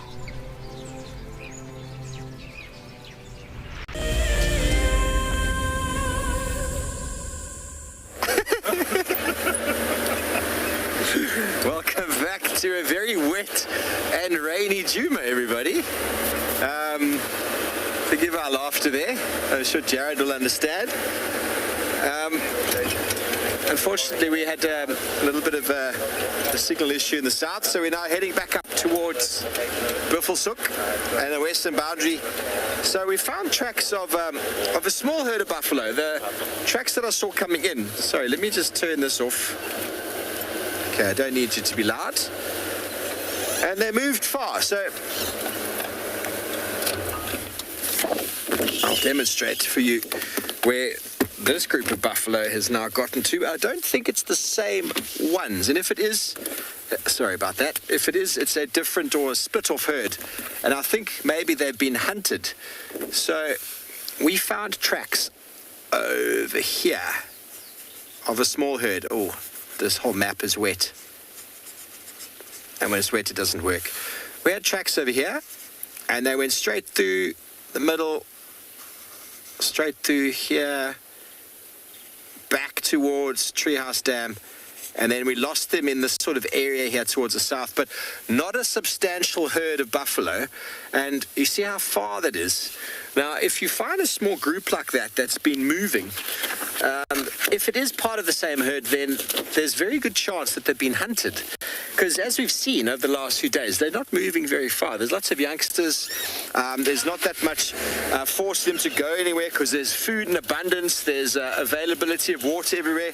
And there they've gone a few kilometers, sort of like this. And the tracks in the road are they're moving quickly. There's not the same indication of the slow-moving herd that's depositing dung everywhere. tracks and dung. So I'm going to go back up towards the north, towards where we last saw the buffalo yesterday. And maybe we'll find activity of where they have been hunted from the Talamati Pride. So I think that could be worth a little look. We are on our far eastern boundary right now, Cheetah Cut Line. The rain is falling down on our heads, but we shall survive. Gracie, you want to know if all animals have a hierarchy or leader? Depends on what species you're talking about. Elephants have got a leader. Please stop. I will stop. Okay, so we're losing signal. So Gracie, elephants have got a matriarch, so one female. Buffalo have got a sort of group of leaders that lead the herd. Hyenas have got the matriarch itself. Lions have probably got some key females that lead the movements of the pride. Leopard, solitary, cheetah might have a dominant male if there's a coalition. Impala, definitely not. The top dog is the one who mates. The top dog is the one who controls his own area, but by no means is he a leader. He'll just fight anyone who comes near him. Impala females, don't think there's any leadership there. Kudus, there's definitely one male who dominates a group. Zebras, there's a male who dominates a herd of females. It's his harem. Baboons, there's a group of male baboons. So it all depends on what species you're talking about. Mongoose, especially the small ones, to determine dominance.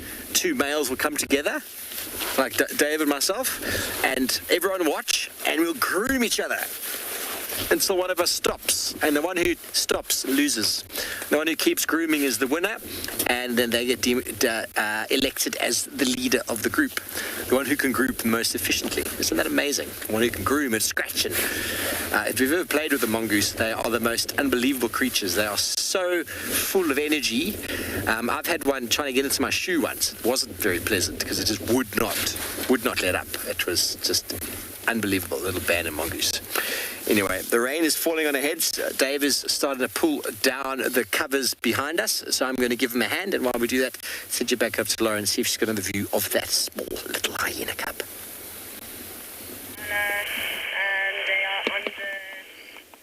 Just turn my radio down there. Seems like Intima's very much going to sleep. Cuddled up into a little ball, and I have just realised I forgot the most important thing about today.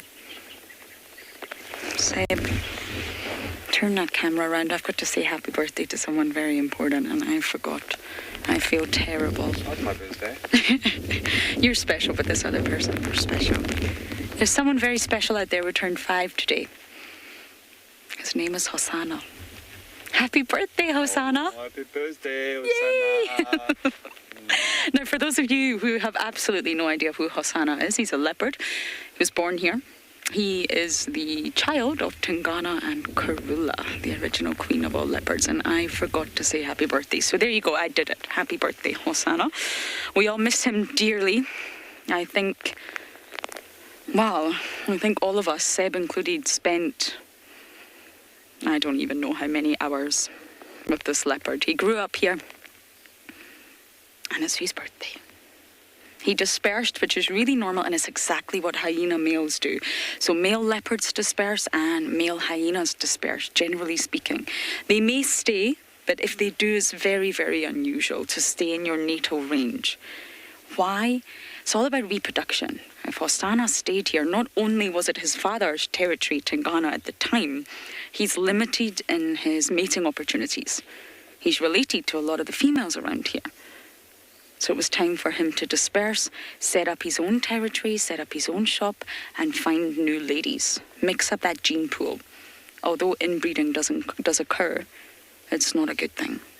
Exactly the same for male hyenas. Male hyenas like Ngwazi and Shambulu, it's not really going to benefit them so much to stay in their natal clan. Yes, they're high-ranked individuals. They're the matriarch's offspring.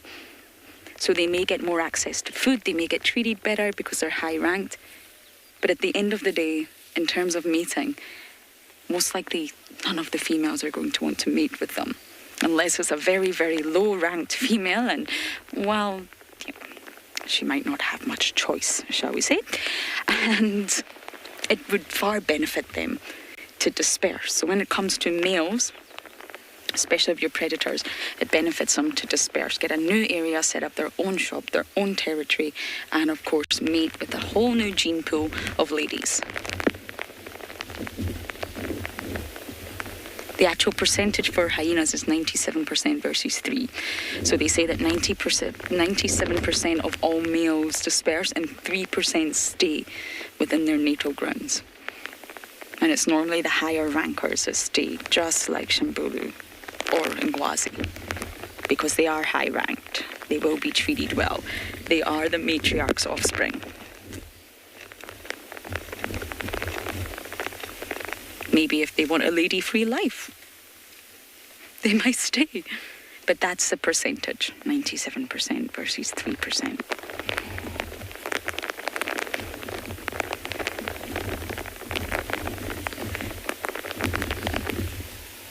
The rain's starting to come down here. We're getting rather wet. Polly, I couldn't answer that question. I'm really not sure how large their territory is, and I think that's one sort of thing that we are missing when it comes to spotted hyenas. There's neighbouring clans, absolutely, but I fully believe that we don't really understand the full spectrum or the full details of the Juma clan. We see some males that come and go. We see some individuals that come and go. The females, yes, we understand very much. We know their lineage. We know their history that extends back so far. But for the males, I really don't think we understand. I don't think we fully understand the neighbouring clans either. I mean, we can now traverse Buffelshoek, and we see lots of hyenas up there. Which clan do they belong to? I don't know. I just wish there could be a more sort of wider or broader study done on the spotties, just to really understand how far they move. How far does ribbon travel for food? How far does Ntima travel for food? We know they have such powerful olfactory capabilities, but how far in this particular area, the northern sector of the Sabi Sands, how far do they travel? So I'm sorry, I don't actually know how large our territory is, but I imagine it's quite large. So while we try and position us to not get wet, we're going to send you guys across to Pinda.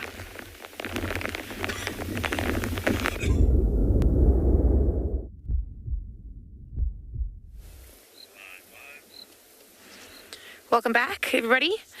I know that I said that we were going to go off and find those elephant balls that you could see behind us earlier, but we did try and the ground was far too wet, so we actually started getting stuck and had to, had to come and find something else, and we found rhino, which is very cool. And we've already seen or shown you some elephants, so happy to show you.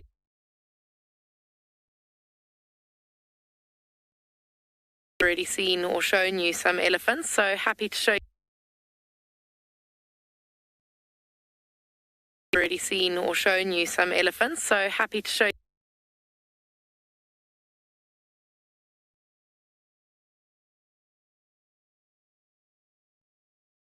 Right there, probably see them possibly still in their same spot. Rhinos will sometimes spend the whole night in one place, and they do sleep in quite late. So often when we're out on game drive or when we leave early from the lodge, they're all still sleeping, and you can catch them still dozing or just before they start their day.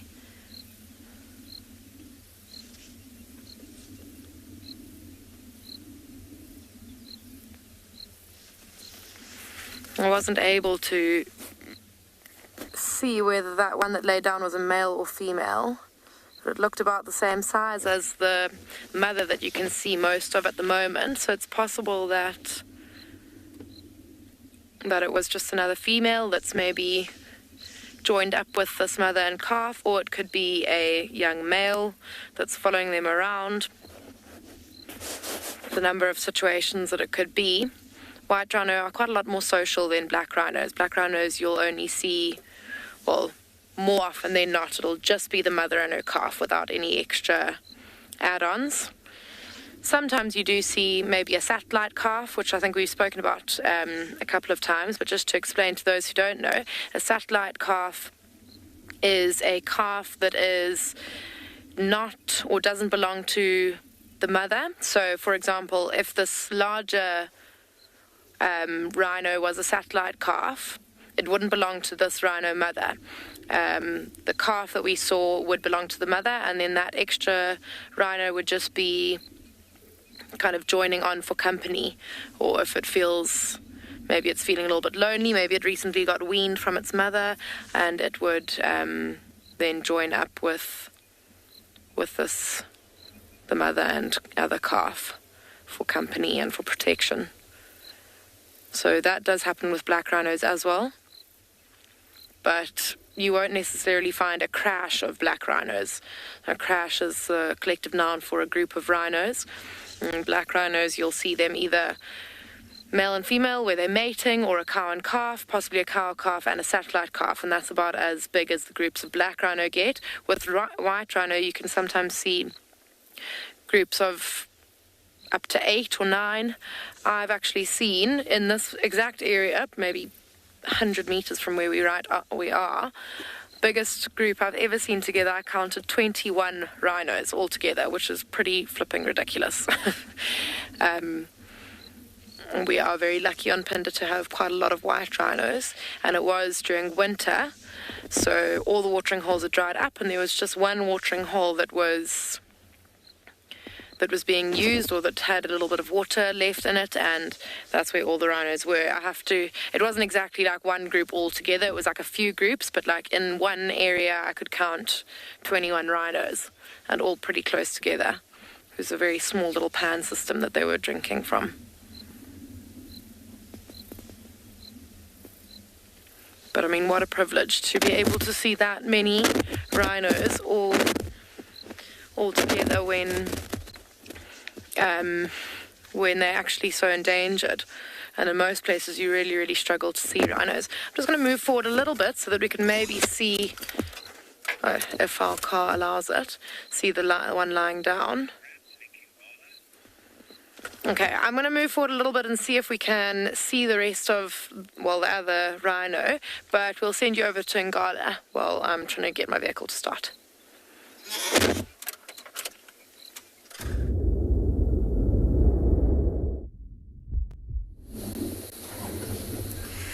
Welcome back to Anbion and Ngala, everybody. So I am sitting with an incredible scene at the moment. I've got some lions here that are busy grooming each other, but in the background you're going to hear a lot of noise, and that is actually from the lions that have just killed a wildebeest. Listen to that fighting, it's unbelievable. They're actually having a fight at the back. So that's where the feeding is happening, behind that lion at the moment.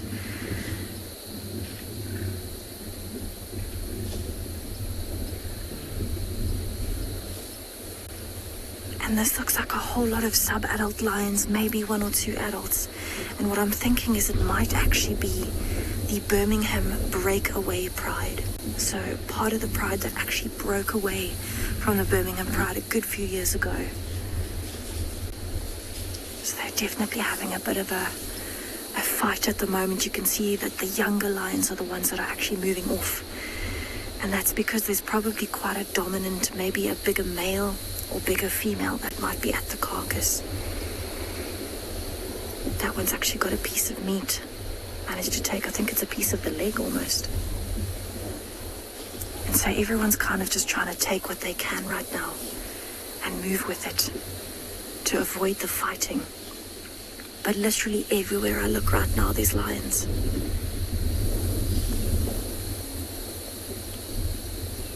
Unbelievable.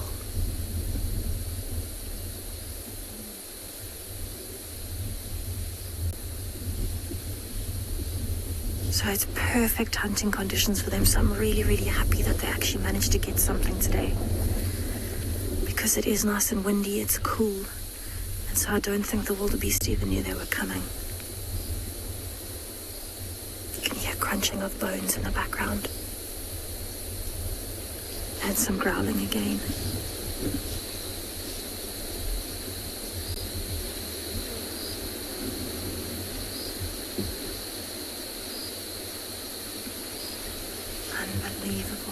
lion has still got so much blood on her face, the lioness.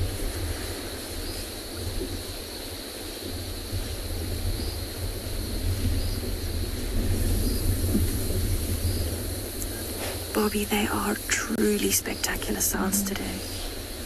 It is always very, very interesting to listen to lions feeding, and at the moment I think they're actually starting to follow that one that stole a piece. And it's actually mind-blowing. So in front of where I am at the moment, all I can see is their shoulders sticking out. That's how long this grass is. Oh, wow.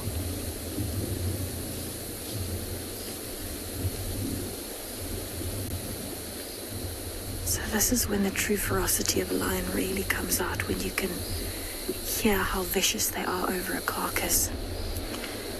And these lions are moving so much, I haven't even managed to do a full head count, because every time I think I'm getting there, they start moving again.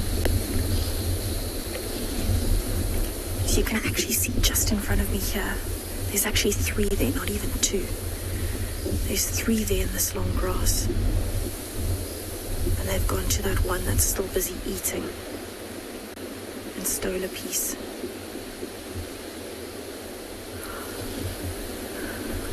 Unbelievable to see how they just disappear into that long grass.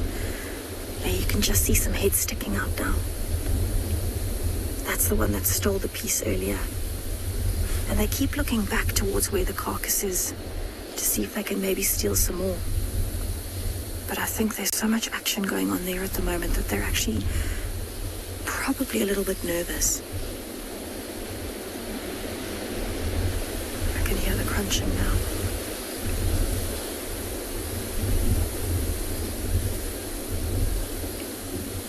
So there's actually a lioness that's got quite a bit of blood on her face that's actually starting to look back in the direction of the carcass at the moment. And that one actually looks like almost a sub-adult male. He's got a bit of a mohawk behind his ears. He's quite a bit bigger. And I think he's trying to be patient while the rest of them are having a bit of a fight over the food. But what I definitely want to do is I actually want to try and get closer to that carcass and see if we can get a bit of that. So I'm actually going to move, see if we can get there. So I'm going to go around because I don't want to go straight through this section. I'm going to go around and see if I can get a view from the other side. Because at the moment it seems to be a very, very, very interesting interaction going on. There's a lot of lions all over here. How exciting is this? The noise is so loud that it's actually tough to hear anything else when they are busy having a fight. I'm actually going to go around this way.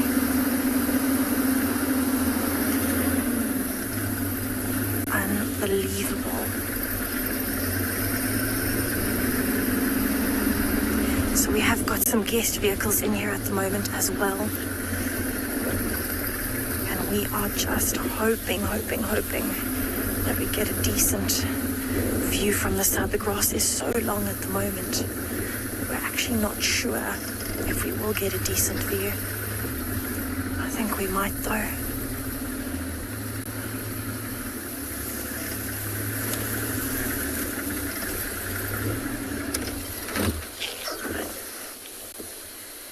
So these ones are actually still busy feeding.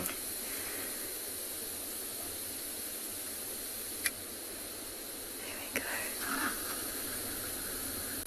So you actually can't even see the carcass. The grass is so long. But they're definitely still busy feeding. Listen to that noise.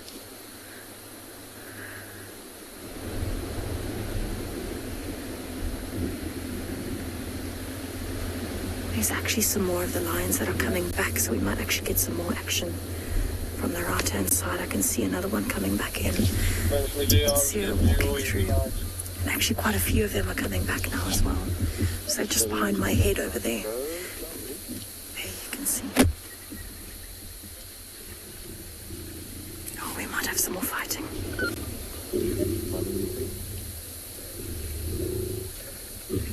So those are just warning the others.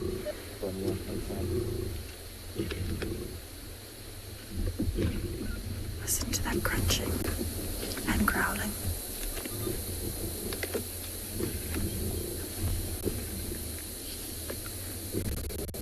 This one is sniffing around. I don't know if it's actually managing to... It looks like it's eating, actually.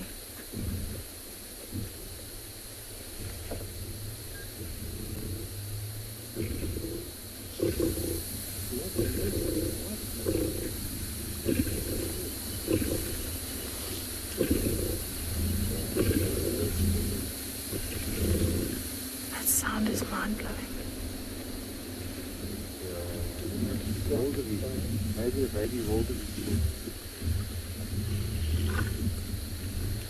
Those two at the back are really having quite a spat over that food.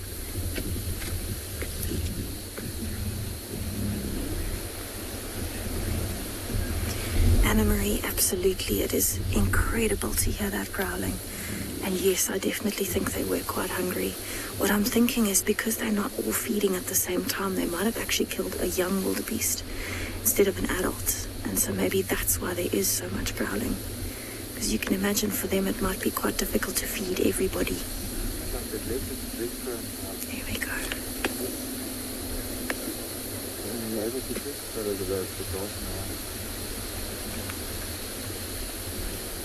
Look at all the blood on their faces as well.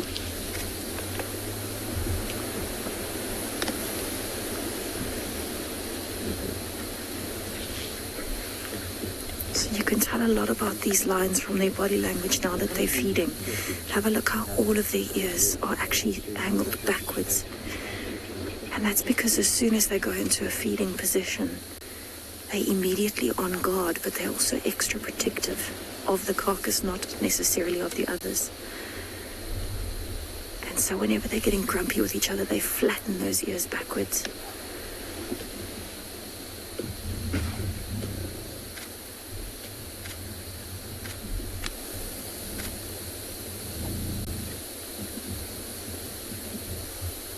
Absolutely beautiful.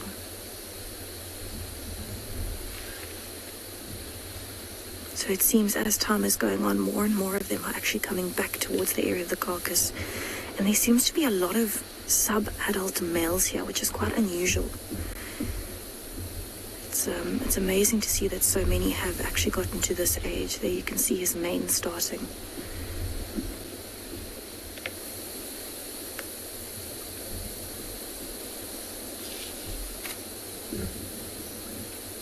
Those two at the back are the two that are making a noise, the original two on the carcass. You can see how flat those ears are.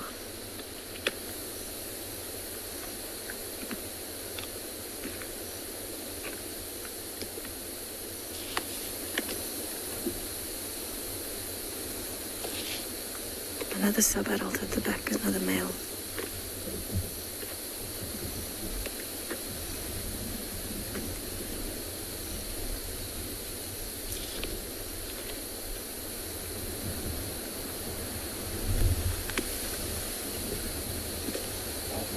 I love being able to listen to these sounds.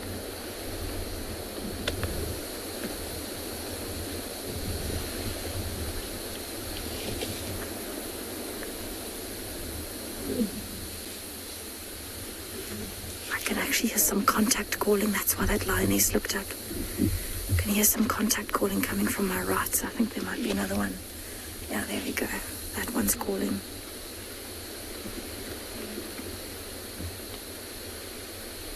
And that contact calling is just talking to the other lions, calling them. But it actually just stopped mid-scent mark there as well.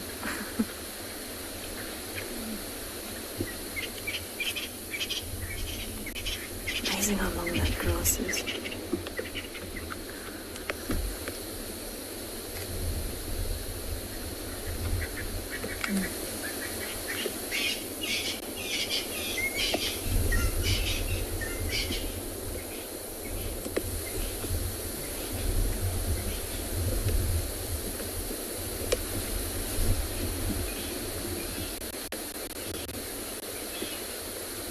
Wow, look at those teeth. Already panting from eating. because that's raised the body temperature. He is beautiful.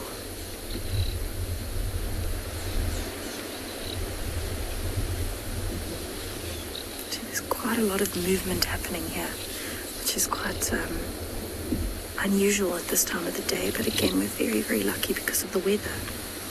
Wow, that lioness is actually quite well built. Have a look at her shoulders and her neck, very thick.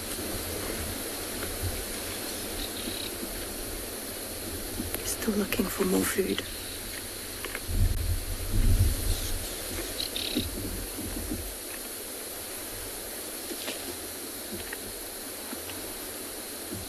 The noise was actually so loud from these lions fighting over this carcass that they were seen running off after the wildebeest and they disappeared into these thickets. And to find them again, we actually used the sound of them fighting to find them. That's how loud they were, and so loud that we couldn't even hear each other's vehicles.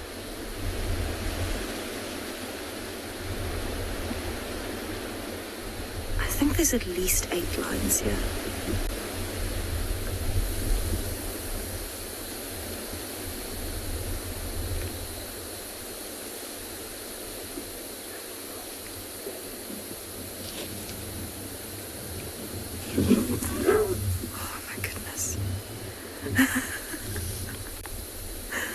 I think he tried to run away with a piece.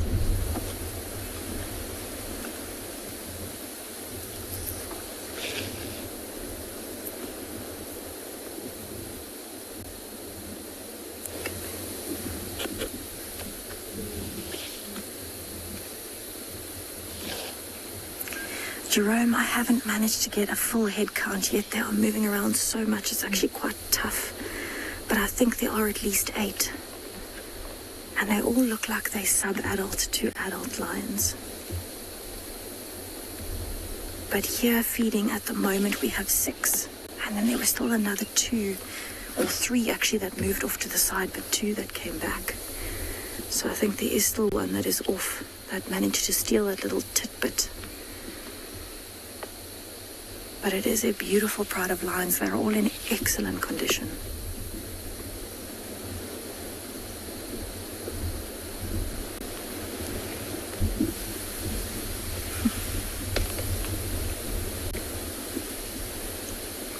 So you can see they're actually so close to the vehicle that we've actually got some parts of the vehicle in the shots, which is actually very special. You can see they're just right behind me. There's a lot of activity going along. That one at the back has not left that carcass. It is adamant that it is staying there. And that's the one that's making most of the noise as well. So the one right at the back that's busy chewing. Well, as I say that, it starts moving, but it's actually got a piece with it, I think.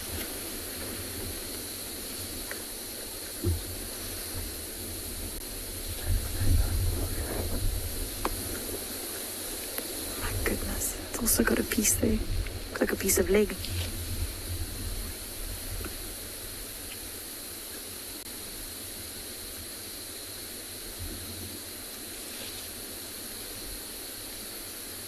It's amazing to know that there's just lions everywhere right now.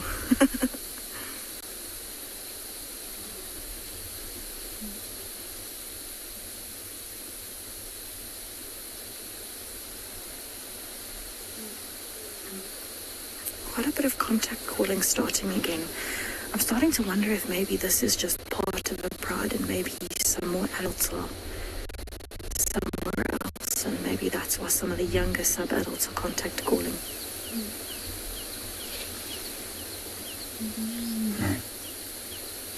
This one's choking on something.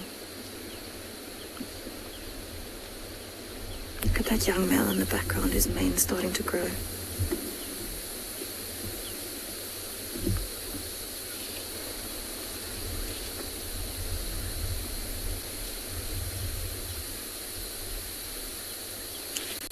I think what they're actually starting to do is, as there's less and less food, they're starting to spread out a little bit, looking for tidbits, looking for pieces that they can still try and find that may have been spread earlier in the fighting.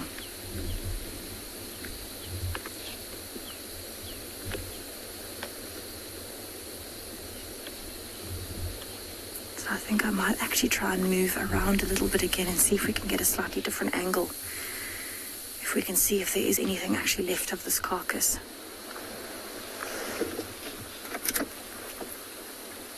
Let's see if we can change our angle a bit. I'm going to go around the side, see if we can change up the angle. Hopefully I'll be able to show you what's left of the carcass just now.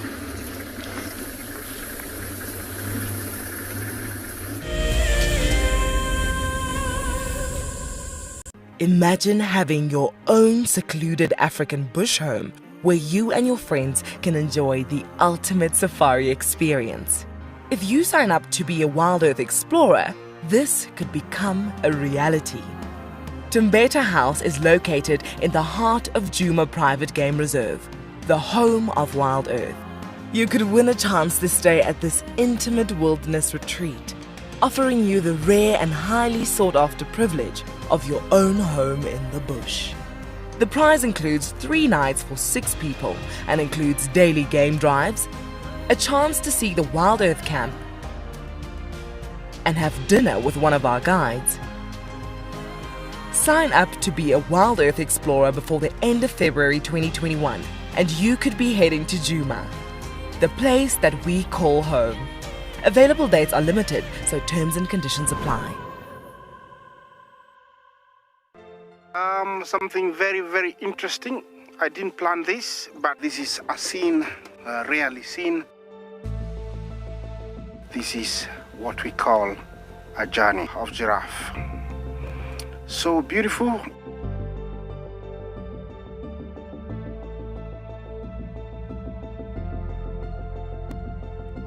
Tune into Wild Earth every single day. It's in your nature. When on safari, there's nothing better than an evening spent under the stars chatting around a fire, with the sounds of the wild all around you. If you sign up to be a Wild Earth Explorer, you can build your own memories by joining our guides for regular fireside chats. Subscription payments can be made by PayPal, credit card, and now bank transfer. Wild Earth Explorers, it's in your nature.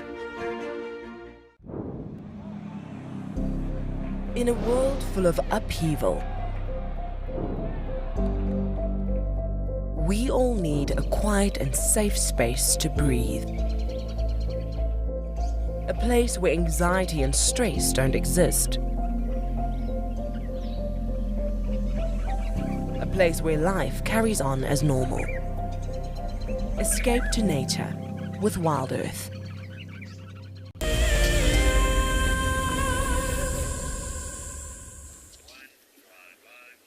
Welcome back. We did reposition. Our car allowed us to move, and the rhino's also repositioned. So now you can see all 3 of them, they're all up. And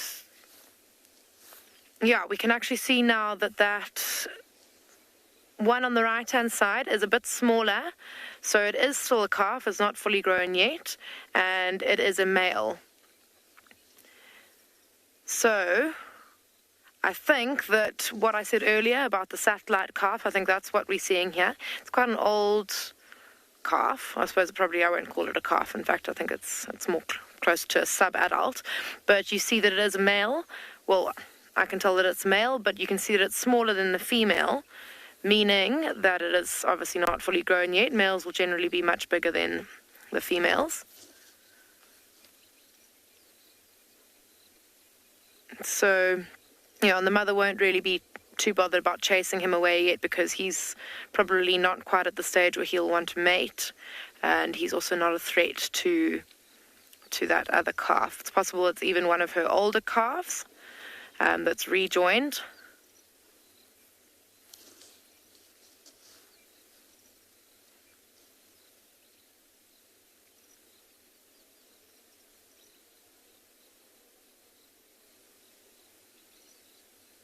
But beautiful to see them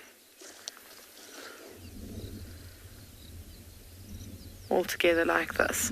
And also very cool to see the size comparison now that he's stood up. Oh, sweet. Look, the calf sitting down behind. I was doing that earlier as well. It's quite funny. He's obviously just getting a bit bored of this continuous feeding, or maybe he's tired. He probably wants to. He's like, okay, Mum, it's time. Oops. Oh, there you go. See, she, just as I was saying, she's tolerating that young male. She gave him a bit of a snort and just a warning to keep his distance. He was obviously getting a little bit too comfortable, too close.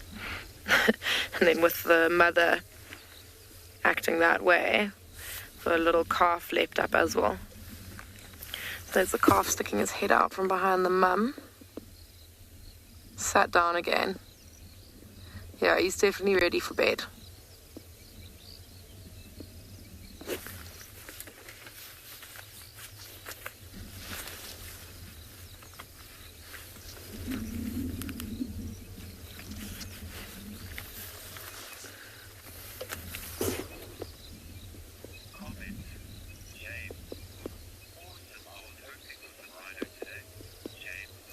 James, well, I'm very, very glad that we could show you some rhino, and some rhino that are being so cool as well. It's really funny how that youngster keeps sitting down. He's definitely done with the day and is definitely ready for bed. I think that most of us can relate to that feeling of just being ready for the day to end.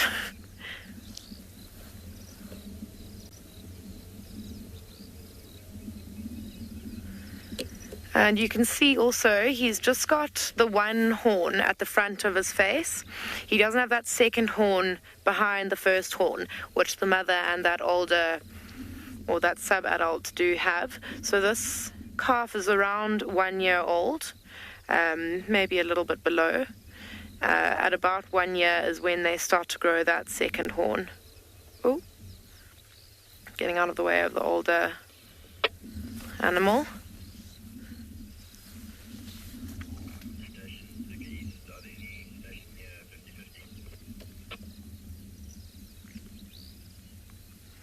I'm interested that that mother is allowing him to get so close.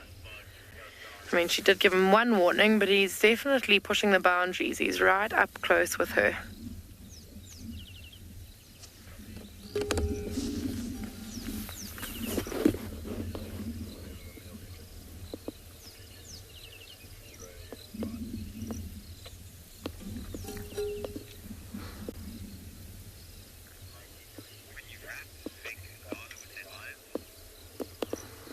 Okay, I think that we're going to leave these rhino now. They're just feeding quite peacefully.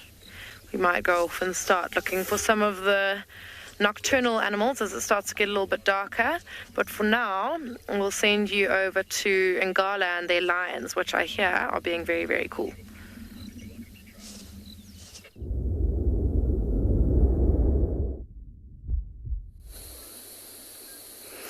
So we are with this breakaway pride of lions. So far I've counted 12 of them here at And Beyond Ngala. And it seems like we're actually going from feeding into a bit of playtime. They've all started chasing each other around. And there's only 1 or 2 still feeding on the bits left of the carcasses. Look there. Oh, he almost looked like he was going to stalk. And we've got quite a bit of contact calling happening. A lot of activity. This looks like one of the youngest lionesses. And actually just behind that log where she is, which is quite literally just behind my vehicle, as you can see, there is a lion in there still chewing, and we just can't get a picture of him. But so far it seems to be 12 lions that I've managed to count. So you can see they haven't eaten a lot. Their bellies are not full. So I think it was definitely a younger wildebeest that they managed to get.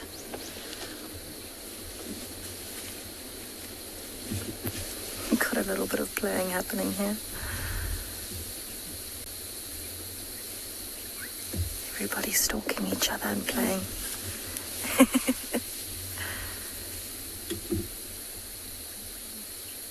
So it's almost like this little bit of food has given them some new energy at the moment. So now with the cool weather, they're all starting to move around a little bit. And And these two are the last two that still kind of seem to be feeding, where we can actually see them. But occasionally I'm still hearing the crunching of the bones behind me. Okay, we're going to have some playing again, I think, in the background.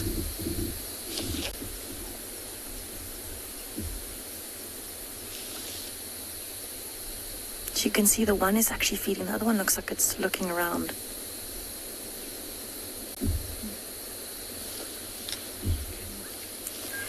P.S. lions will hunt, well, I guess they're pretty decent at hunting all the time, but the best weather conditions for them for hunting would be a day like today where it's very windy, it's overcast, there's actually a drizzle at the moment. And that's because the wind covers the sound and the scent of their approach. Because it's cooler, they've got more energy. And so it just works better for them to be hunting at this time of the day in this kind of weather condition. However, they do normally do most of their hunting at night, which is the ultimate advantage, because then they will at least have the advantage of having better eyesight than their prey.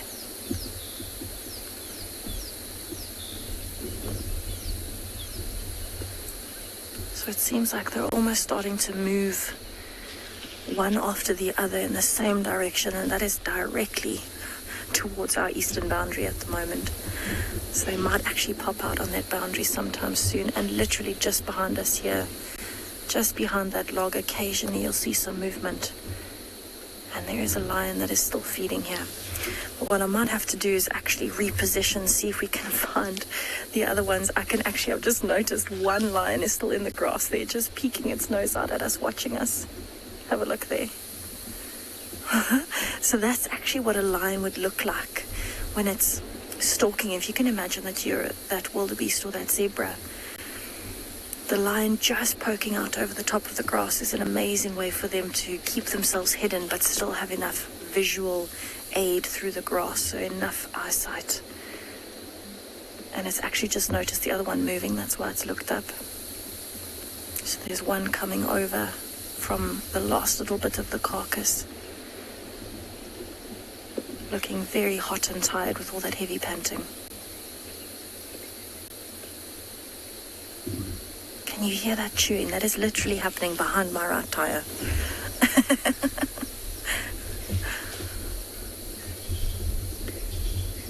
We're actually starting to get quite a bit more rain now as well. I can feel it coming down in bigger drops. So I wouldn't be surprised if the lions actually move to an area from here where they've got a bit more shelter. I think this one is still hungry. It's still looking around where the carcass was. And the other lion is still sitting with just its nose sticking out of the grass at us. Actually looks like it's watching the other lion. Maybe they'll have a game as the other one walks past.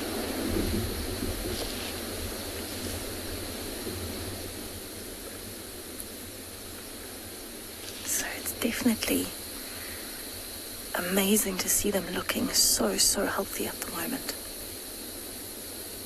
Has got some food in the belly, it is swaying a little bit. Can't even see that other lion anymore, it's flattened itself.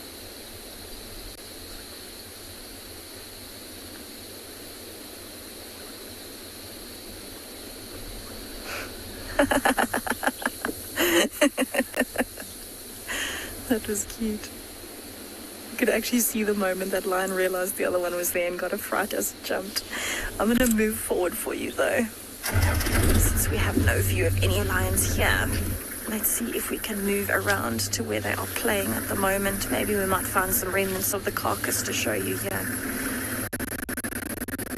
But it's amazing, you can actually see the sections where they flattened the grass while they were feeding. That's actually a very cool view. So there you can actually see the flattened area still with blood, that discoloration on the floor, and a piece of horn. And that's where they must have killed it and started eating it. They've emptied the insides out there. And that's where majority of the fighting was happening.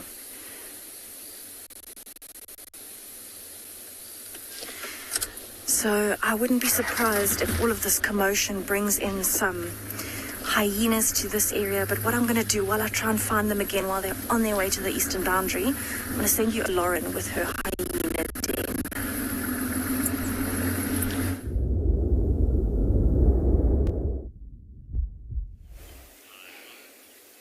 Miss June is on the scene with her little June bug. Now, we are working on naming the hyena cubs, but I have to say I love June bug. It's very cute. June bug.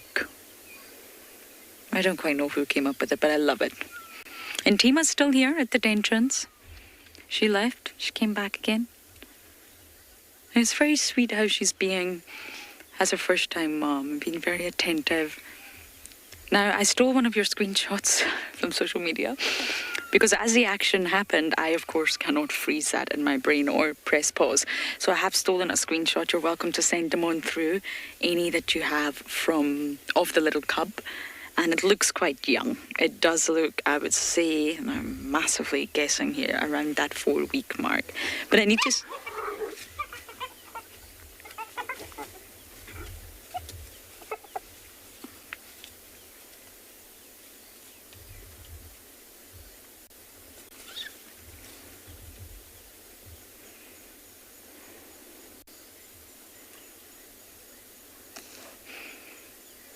I don't quite know what happened there, but that was one of Heart's cubs and Corky's daughter.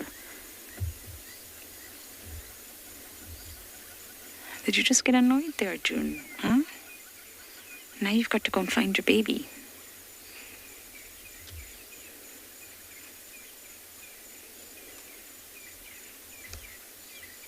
Now, I know I said this yesterday, but June is a very large female.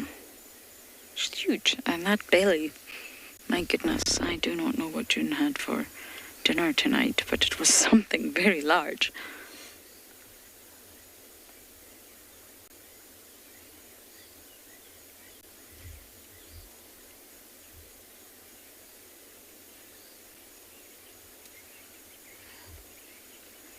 They are a little bit on edge. I don't know if they heard something.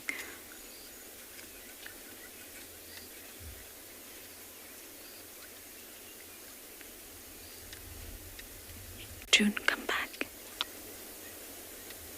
I think this is the longest I've spent at the hyena den in a very long time.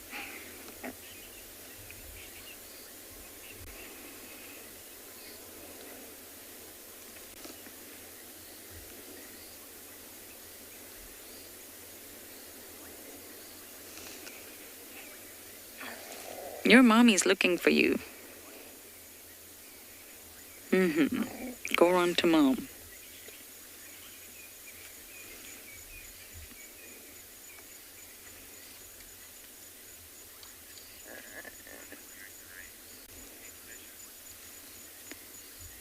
Kingfisher, we get asked that a lot. If the den was flooded, they absolutely wouldn't be using it. I don't think sort of the way the entrance and the decks are positioned that it would allow for flooding. Water will seep in, absolutely, but most likely it'll sort of drain right through the soil. I really don't think the dens will get flooded. If this particular den was flooded, they would definitely move. It's probably a bit wet and soggy inside, and can you imagine the smell? But I don't think they get flooded. I think it's a lot deeper than we realise, and I don't think it's a straight-through entrance, if that makes sense. It probably takes lots of turns and twists, and therefore it will stop the rain sort of flooding the entire den. June's coming back.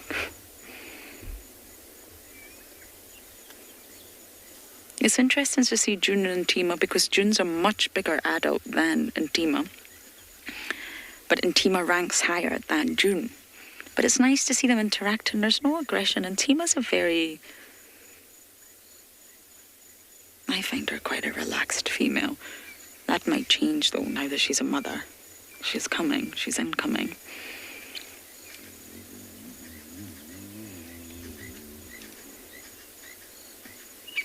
There's no aggression there, there's no vocalizations, there's no tails up, just bottoms.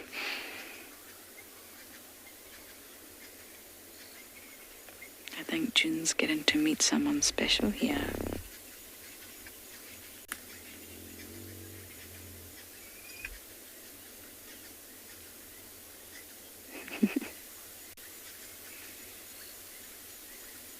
all get very excited when there's a new arrival.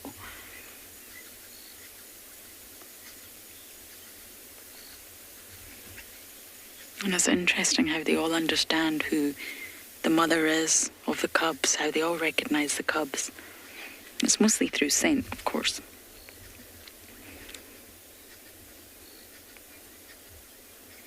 You see the size difference between the two? Actually, on the screen it doesn't look too different, but June's a lot bigger.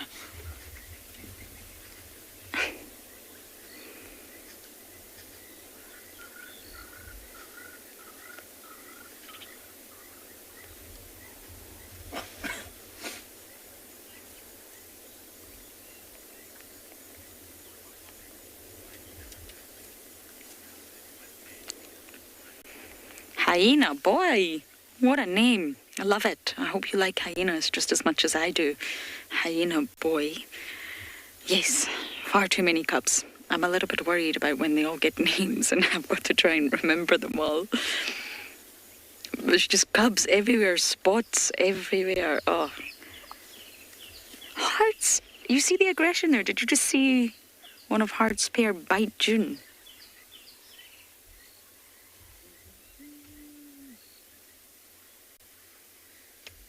Very aggressive pair. Out of all the litters that we know, out of all the cubs, Heart's pair, both the male and the female, they haven't got names yet, are aggressive. They raise their tails more than any other cub. And hyenas raising their tail, so it's erect and it stands upright. It's very much a sign of dominance, very much a sign of sort of aggressive dominance.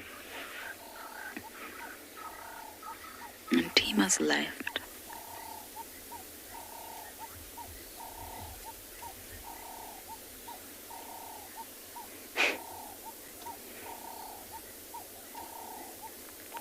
June never used to have his floppy ear. It happened during the takeover. But I quite like it. So we may leave shortly and let the Juma clan enjoy their evening, but for now, back across to Ngala with their lions.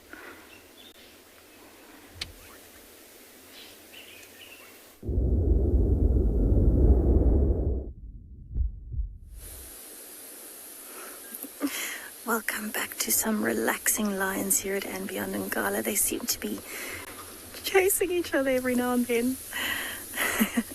But they all seem to be settling. They're literally on the road of our eastern boundary, which is unreal. They've been kind enough to stick around for us this afternoon.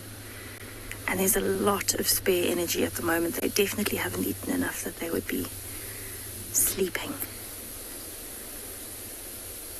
So we've got quite a few of them here in the road. There are still at least 4 or 5 in the bushes to the left. You can see them stalking. And there's still one feeding in that thick bush. So as far as I can tell, this seems to be almost all sub-adults. So young adult lions.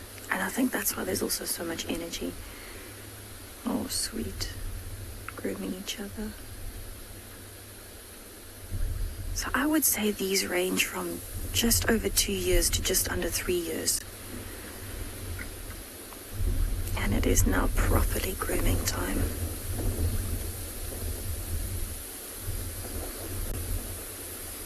This one is still looking for the other lions that are off the... Oh, we're going to have some more playing.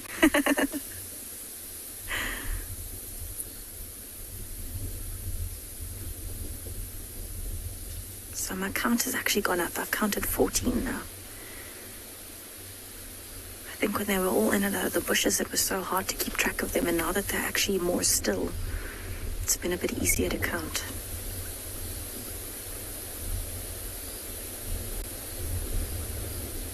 Oh, she's in beautiful condition.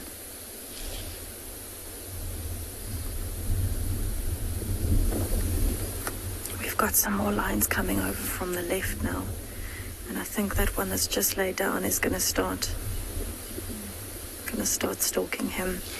Pete, I think they might actually kill again. They have got enough energy and they haven't eaten enough. We're about to get some play action. But they definitely could, lay down before this one could pounce on it. There we go. They've definitely got enough energy to hunt again, Pete, and they certainly look like they need it. Their bellies are still quite empty. So baby wildebeest won't feed them for very, very long, especially with so many mouths to feed. Some of them, it doesn't even look like they've eaten at all. They might have gotten a bite or two and nothing more.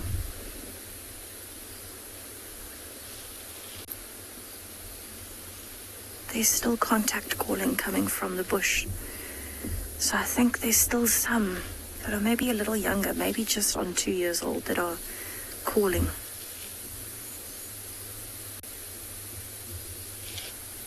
How incredible would it be, though, to have quite a few of these lions calling at the same time? So that's where the contact calling is coming from at the moment.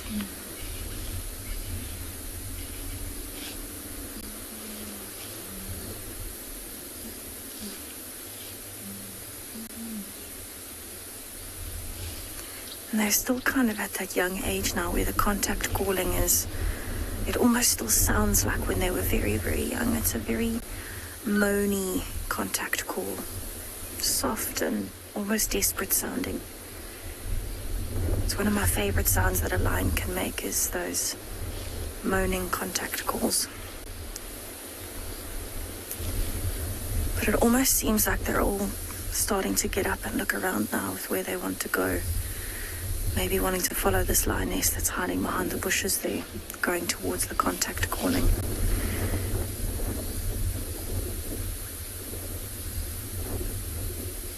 They're definitely interested in that sound. Well, no, temporary interest, it's faded. That young male that's standing up is actually quite big. I think he'll be a big male if he survives to adulthood.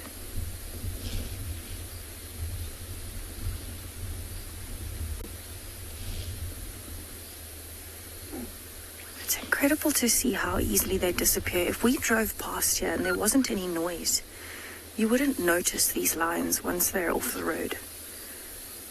I mean, I know that there's at least 5 lions just behind this grass. And if you look at it like this, you really cannot see them. Unless you know where you're looking, you would very easily miss these lions. Shame, she's contact calling. Have a look how she moves her mouth as she's doing it.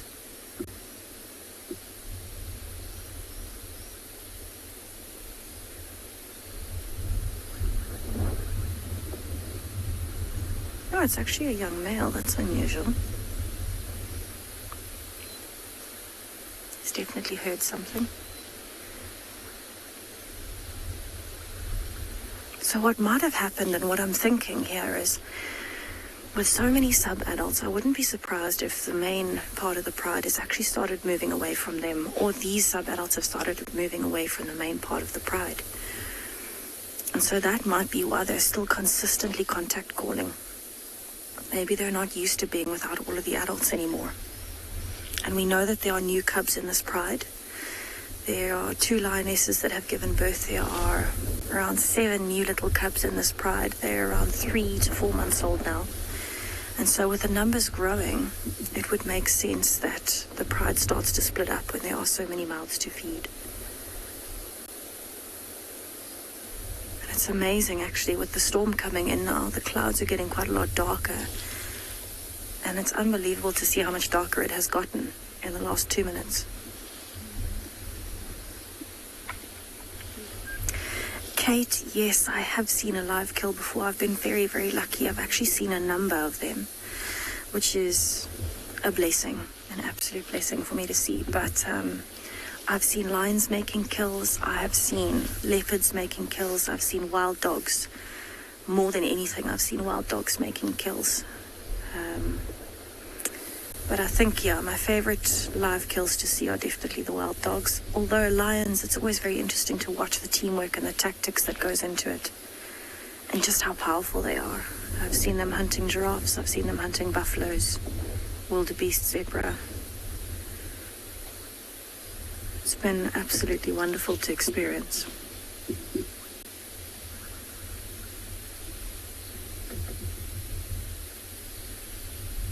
So this one is kind of almost hidden itself in the grass there.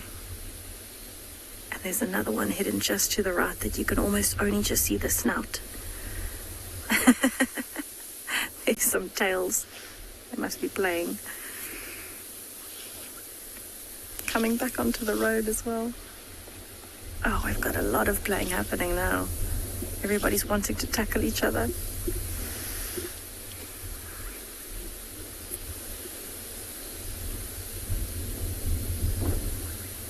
Oh my goodness.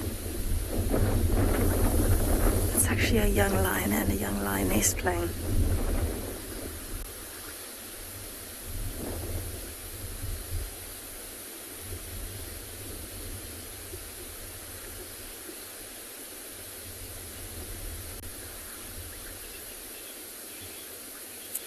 Svensson, I love playful lions as well. Their paws are massive and they tend to be quite clumsy as well. So they'll be playing and there's just paws and tails flying. It's always so entertaining to watch. It's a good way for them to practice all of their hunting skills. And it's been going in waves, if I can call it that, in stages. They'll lie down for a bit and almost digest and kind of look around a bit.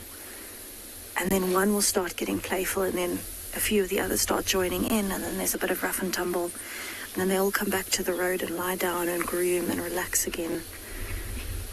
So it's definitely almost going in stages today. But I love it. As soon as one gets up, you often find, there you go, the others get up and start playing as well. Or grooming as well. Wow.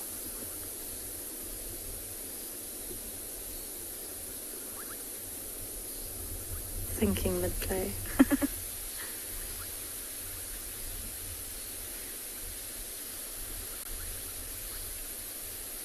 So this is a pretty important way for lions to learn how to fight, defend themselves, but also how to hunt. Great tactics being learned here. Oh, she put her on the pole. There's just so much happening here at the moment.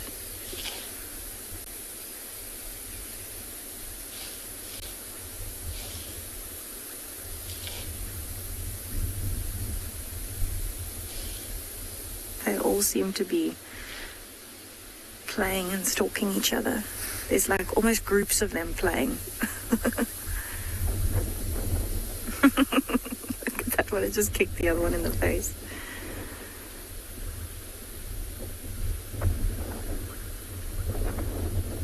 That one's doing a bit of a phlegm and grimace.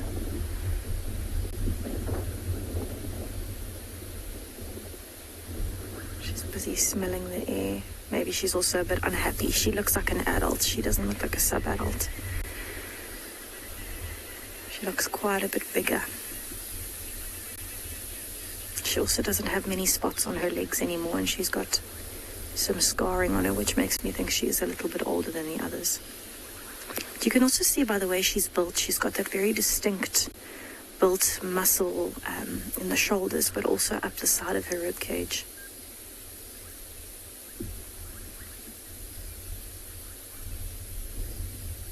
Something that takes quite a few years to develop in lions is all of that muscle definition.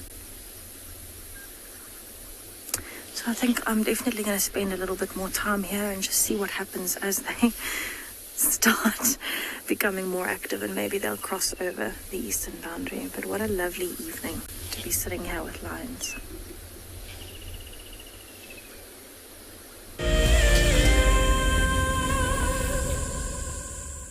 When on safari, there's nothing better than an evening spent under the stars chatting around a fire, with the sounds of the wild all around you. If you sign up to be a Wild Earth Explorer, you can build your own memories by joining our guides for regular fireside chats. Subscription payments can be made by PayPal, credit card, and now bank transfer. Wild Earth Explorers, it's in your nature. Hi, I'm Kyle, and I come to you live every day here from Tswalu Kalahari in South Africa. My favorite animal in the Kalahari has to be the aardvark. Its unique appearance, its ethology and as well as ecology within this vast ecosystem is amazing, and something that I have been really lucky to experience on foot here at Tswalu. Catch up with the guides daily here on Wild Earth. Have you been watching Wild Earth and dreamt of being right there on safari with one of the guides? Well, now you can. Wild Earth is offering you a chance to buy a ticket to dream. You or a friend can hop on board a live Wild Earth show and join our guide on safari. The ticket is redeemable at any of our locations, anytime in the future. Only a limited number of tickets are available, so don't wait. Get your ticket now and start dreaming. Terms and conditions apply. There is clearly something in the vicinity around you that's drawn their attention. Yes, that meerkat in the tree is just the coolest of cool meerkats. But watch how he battles when he comes down. That would be like me climbing a tree, just better. Expect the unexpected here on Wild Earth daily. My name is Lauren, and I'm currently working in Djuma Private Game Reserve here in South Africa. I love answering your questions during the live safaris. It's my favorite part. It feels like you're on the vehicle with me, and I'm able to teach you exactly what you want to know. If you want to ask a question on Wild Earth, then you need to register on our website. Once registered, you must go to the live safari page and ask your question below the live feed.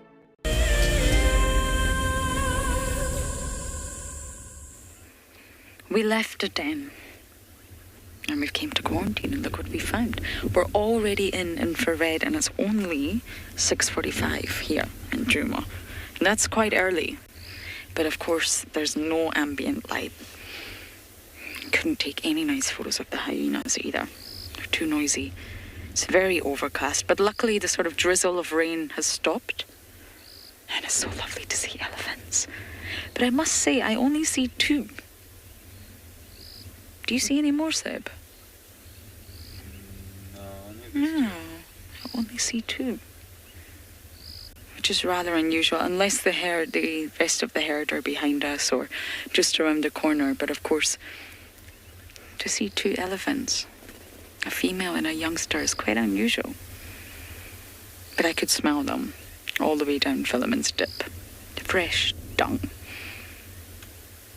Elephants really are not able to hide their presence.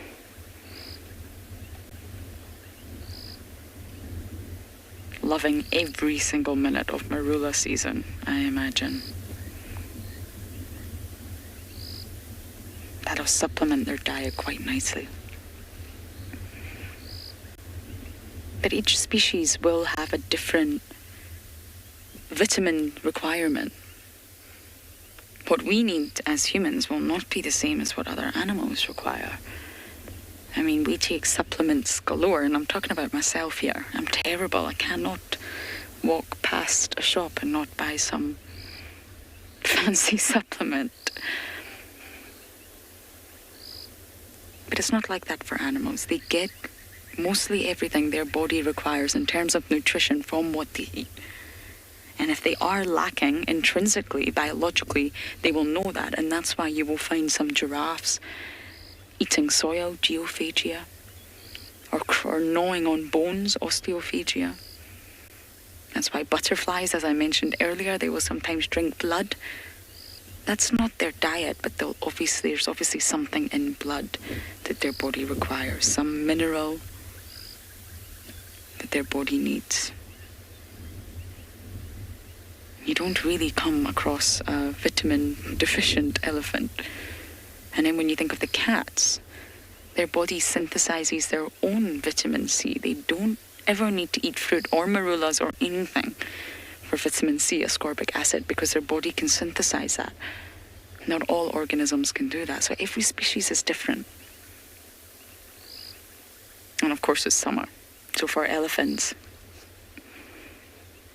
they'll be meeting all their requirements from the delicious grasses, all different types of grasses, and supplementing with marulas. Sounds ideal. Steve has actually got a whole box of marulas in his car and he keeps giving us some every single day. We're all high on fructose.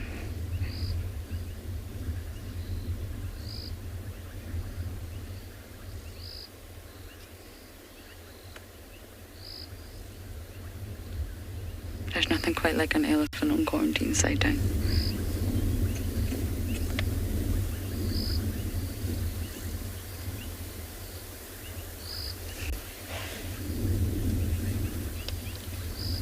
Many of you are saying this is peaceful. Yes.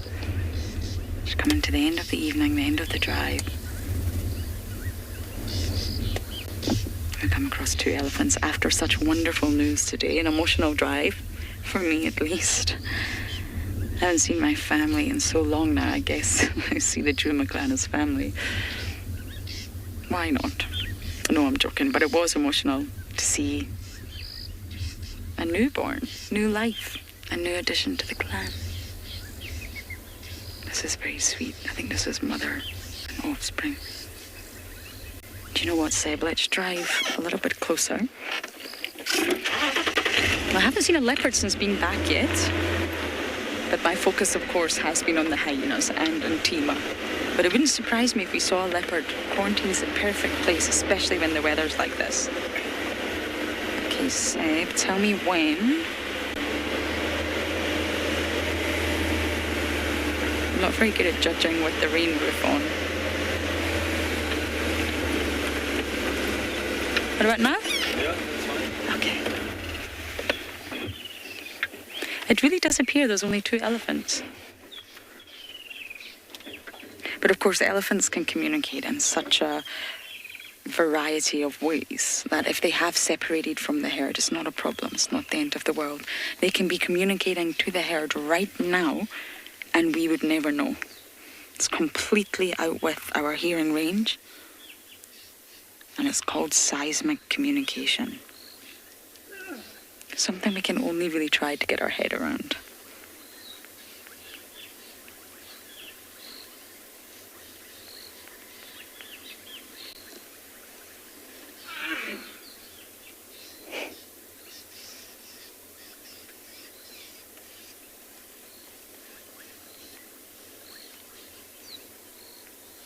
And I guess it's not non-verbal. There's so many different ways to communicate in the animal kingdom. There's visual, there's auditory, there's tactile, there's chemical. Humans only see a really small part of that. And I think signing, I signed BSL, not ASL, British Sign Language, my entire childhood. It's completely normal to me. So I think that's what got me so interested in the senses of other organisms. So we may try and keep up with this pair here, but for now we're going to send you across to the lions at Ngala.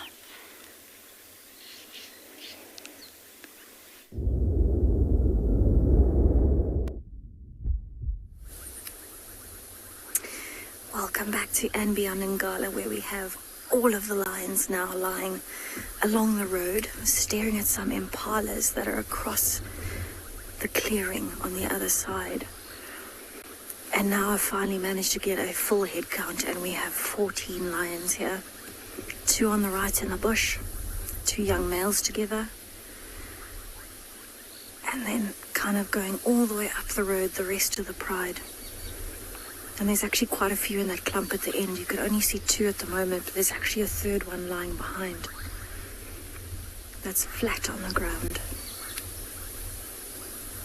And it is unbelievable to see so many relaxing together. So we've got one that looks like it's thinking of moving over towards the others now, one of those young males. Oh no, back to his brother. And he might flop down next to him. He's thinking very hard about this decision.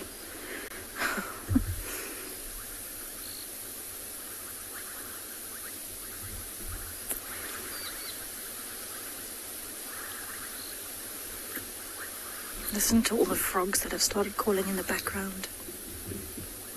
There's a beautiful light drizzle with us at the moment. And you can see that we're starting to lose light bit by bit here with the storm coming in. But what a sight to see so many lions in one spot, all spread out down the road. And that's my road out, so I'm going to have to find a new way around. A lion roadblock, the best kind of roadblock there is.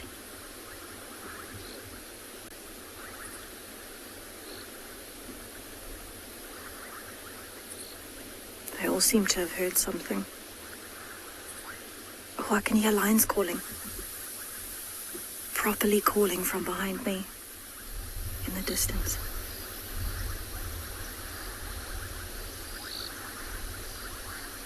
That's amazing. They all looked up into that direction. So that could actually be the Ross males calling. So it was very, very far in the distance.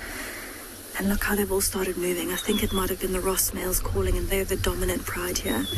And look how all of the sub-adults have all of a sudden gotten up and started moving in the opposite direction. They will have heard the commotion of these lions, and that's probably why they're starting to advertise their territory as taken. Okay, we're going to go over to infrared because the light has dropped. Now I'm going to carry on down the road behind them slowly. But you can see the oldest lioness is this one right at the back. She's the biggest. And she's more relaxed than the sub-adults whose immediate response was to start moving down the road. That was unreal. So I could hear, it sounded like two males roaring very far in the distance. But for any lion in another lion's territory, it's very important that you don't stick around if you can hear dominant males calling, because that's just not something you want to get involved in. That is how a sub-adult would get killed.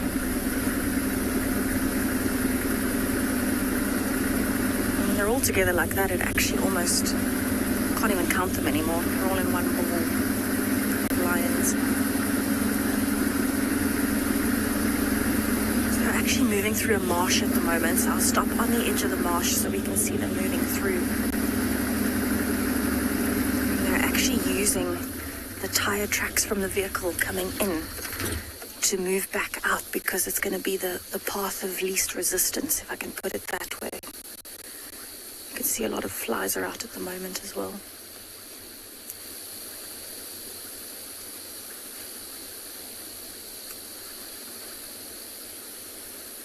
You can actually see some of their eyes reflecting as they look back at us.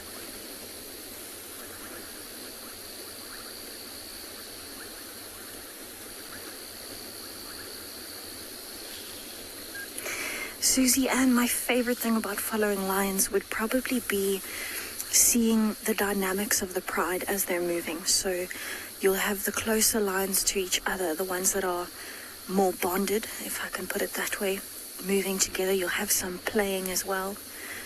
But in a situation like this, it's actually really interesting because you can see they all stop and look back because they can hear a lion calling. They're making sure nothing's following. And when they start moving, it's almost like a procession of lions. They move and they know where they're going. And it's just incredible to follow and be able to see how they're moving, where they're going, what they're using as their signs of where they should be going next or where they should be avoiding. But I think also being able to follow this many lions is unreal. It's a massive pride. And to think that this is only part of it is just mind-blowing.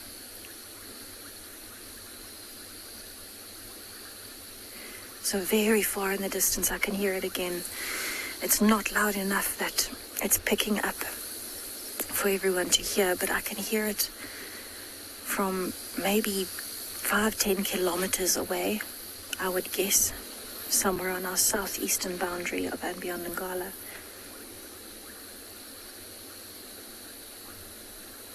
But it's enough for them to just hear that, to start moving out of the territory.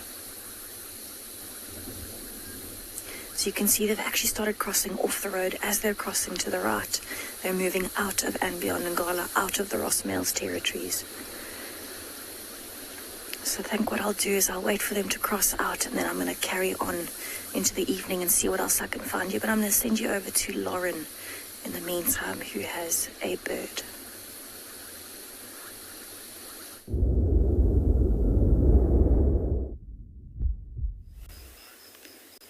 If you ever wondered what a woodland kingfisher looks like in black and white, here you have it. If you ever wondered what they do when it gets dark, here's your answer. It's just perched so delicately at the end of this dead branch here.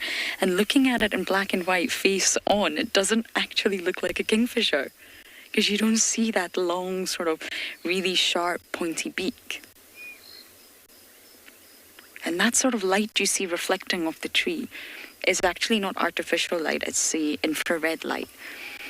And it sort of bounces off the first object that it comes to. So that's why we don't have long distance visuals with infrared. It's a fantastic tool, it's the best tool. We have the best tool for viewing animals without any artificial light. But it hasn't got sort of distance, because it's going to hit, the wavelengths are going to hit the first object that it comes to. You look rather bizarre face on, I must say. You do.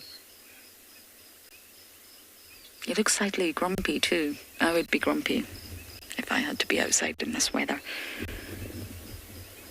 Apparently the weather's not going to be too great for the next week, but then it will pick up.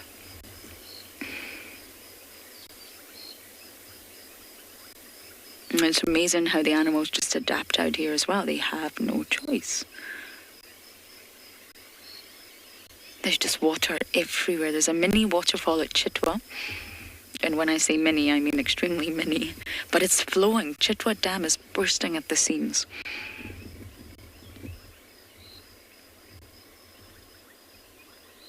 The vegetation's the luscious it's been since I've been here. So luscious it's been for a very, very long time. And I wonder how that will impact the seasonal change. So once the season starts to shift towards winter, I wonder how that will impact the life.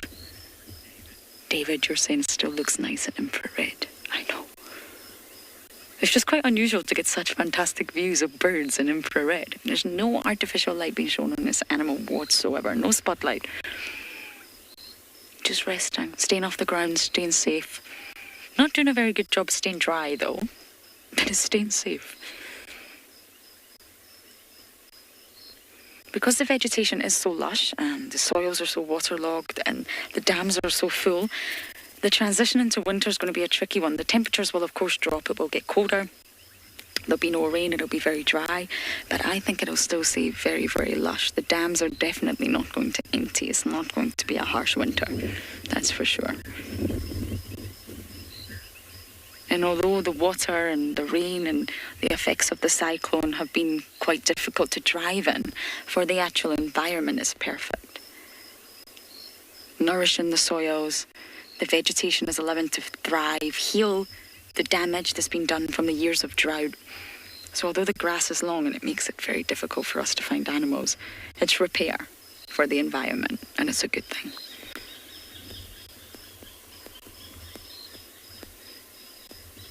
I remember the first winter I came here and every dam was empty. Do you remember that, Seb? Mm-hmm. Yeah. There was no water anywhere. On Djuma, at least. I can't obviously speak for the other properties. The main water point was Galago Pan. And at one point that was it, just Galago Pan. And that's why Galago Pan exists. That's why, of course, the humans creating a pan is for that reason in really harsh drought seasons. So I think our bird got a little bit annoyed, being on camera too long. So I'm going to turn back on my lights. And then we shall bumble around quarantine. Believe it or not, we lost the elephants. They just disappeared into the cover of darkness. They'll be here somewhere, which is why I'm going to drive really, really slowly. Okay, I didn't do a very good job at turning my lights on, did I? There we go.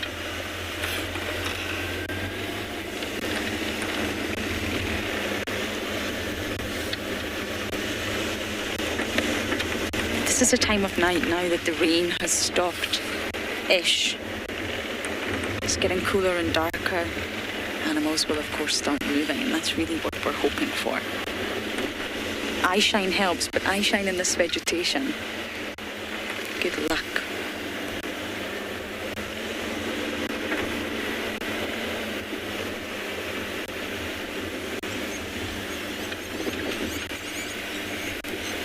lapwings are not happy. I correct myself, the lapwings are never happy. Be it a crowned Senegal blacksmith, never happy. Talking of, the culprits behind the noise are right in front of us. Dink, dink, dink, dink, dink, dink. The blacksmith lapwings. There's 3 of them. One of the most vocal birds out here.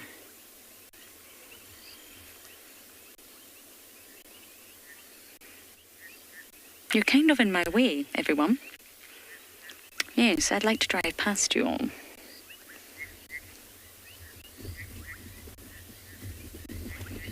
But you're not going to move, are you? You see the eye shine? Even the birds have eye shine, and that's just from the infrared light. That's not from a spotlight. It's not just your predators that have that eye shine, that tapetum lucidum, that reflective layer. Many organisms have it. Even crocodiles.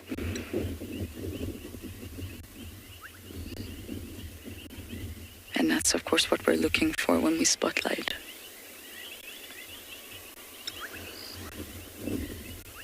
Oh, there's 4. You guys are having a party.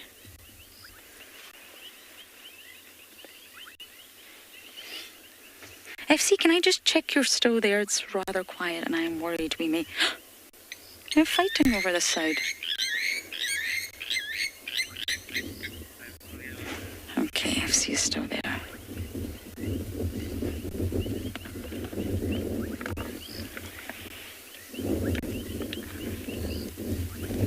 Ah, what are you? They're fighting. You see that? Excuse the sign. The exit is that way, everyone, in case you were wondering.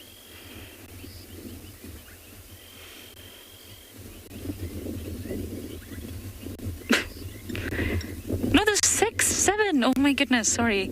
They're throwing me. I don't know how many lapwings we have here. Way more than I originally thought.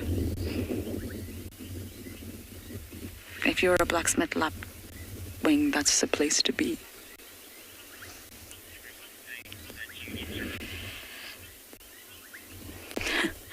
You're all saying it's like I've interrupted something, very possibly. I apologize, everyone, but please let me past.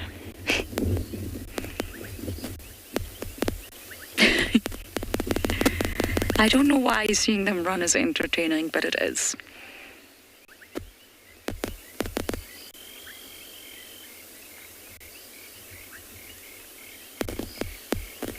I think they're going to disappear though soon, which means we can bumble on.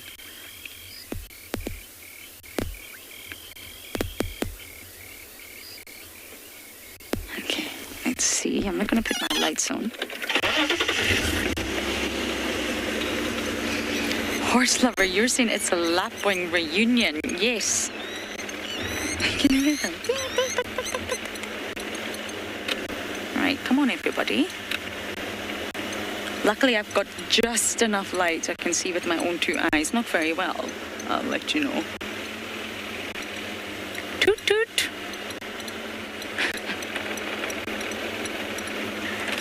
Nope, they're all still there. We are not going anywhere. I don't want to chase them away just yet. Can you hear that?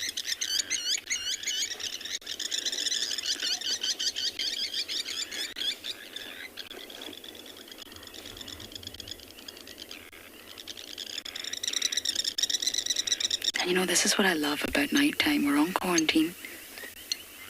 And it's so noisy. In summer, it's not quiet. We go to sleep. Not just with the sounds of lions and hyenas and the usual suspects, the bubbling casinas, all the other species of frogs, the owls that we can hear at nighttime, sometimes we can hear unusual noises from the dam. We can hear elephants moving because of course they move at nighttime. So it's never quiet, just like when I was in the Amazon jungle. I was younger. I was in the Ecuadorian Amazon. I was so shocked how loud it was, how difficult it was to sleep, especially from the toads. The toads were larger than my head. I have quite a large head, apparently. I tried on a few hats, and I come in at a size large. I don't know whether that's a good thing or a bad thing, but the toads were larger than my head. And the Amazon rainforest, it's so loud at night. We had to wear earplugs to get to sleep. The whole forest just comes alive.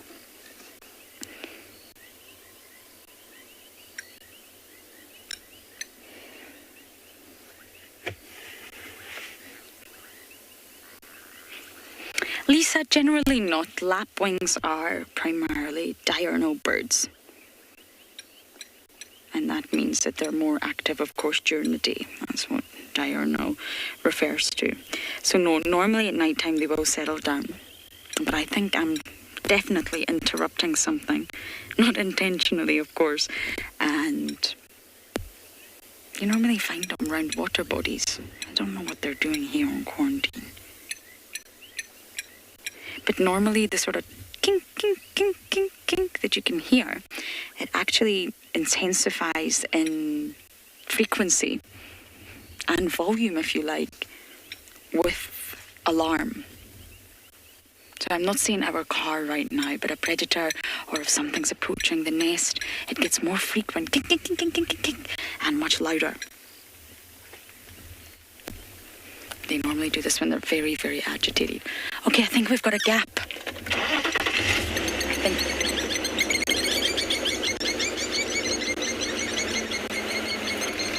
There you go. That's the lapwings. Off they go into the night.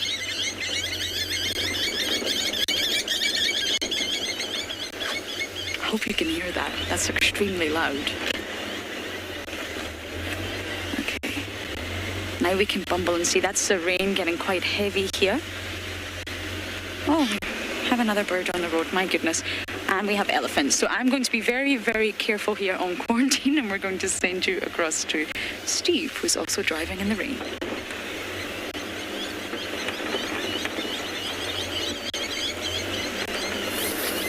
Hello everybody, welcome back to us. We've got what looks like a bronze wing Corsa in the road there. Yes, it is. No, it's a thickney. Go ahead, Fred. Yes, let's go to Fred. Sorry about that. The rain is falling. We've been avoiding it for a long time. Trying to. Oh! Now, unlike the plovers who are diurnal, these thickneys are nocturnal. There we go, it's back again. Is it a thickney? Yes, it is. We just caught something. Spotted thickney. Look at that, it's a lizard. Or a gecko. Or it's a centipede. Oh my goodness. He's being very delicate with the centipede. Can you see the centipede he's picking up, throwing on the floor? And you see the tail is standing up. Centipedes are extremely venomous, everybody. Yay. I've seen these guys catching scorpions before on the show. We had one once on Chitwa. So this fellow is going to need to try and sort of mantle that centipede so it's not able to envenomate. And the thing is, the centipede, the tail and the head look quite similar. So this bird has definitely done that before. It's very big eyes. He's also having a few poos as he goes. Pick it up, have a bite, pick it up, have a bite. Eventually, he'll manage to damage it to the point where he'll be able to eat it. Looks like he's getting a little bit more aggressive with it now. See how it goes for each different side. The centipede, when it's threatened, wriggles like a snake. So it becomes quite difficult for a predator to know which is the head and which is the tail. And it has the potential to sting and envenomate quite badly.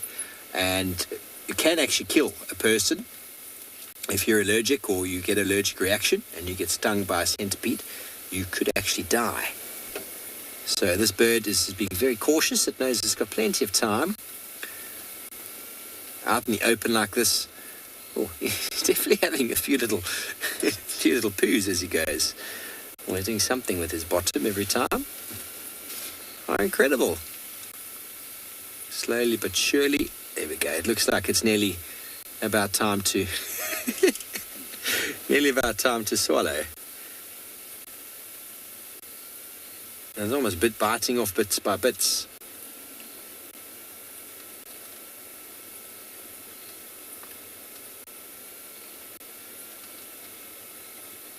Centipede is losing the battle. Look, can you see the legs now?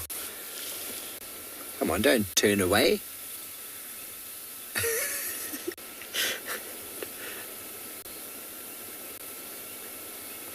What is he doing? He can't be having that many toilet breaks in between. Maybe it's the thick knee way. A little bit of a bum shake every time. Oh, there we go. Oh, thought about it.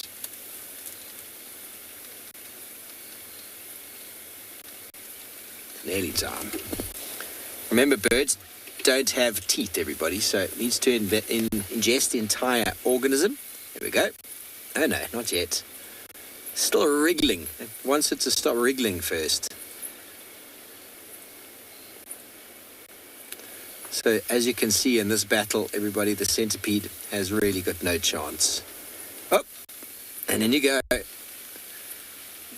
Now that was and there we go, a little bit of a bow. Oh yes, thank you. Show us. Yes, indeed, Megan, smart and patient hunter. Off it goes to catch something else. A little bob and weave. Oh, phenomenal. So we find their tracks at night all the time. We often talk about thick knee or coarser tracks. They resemble that of a snow angel.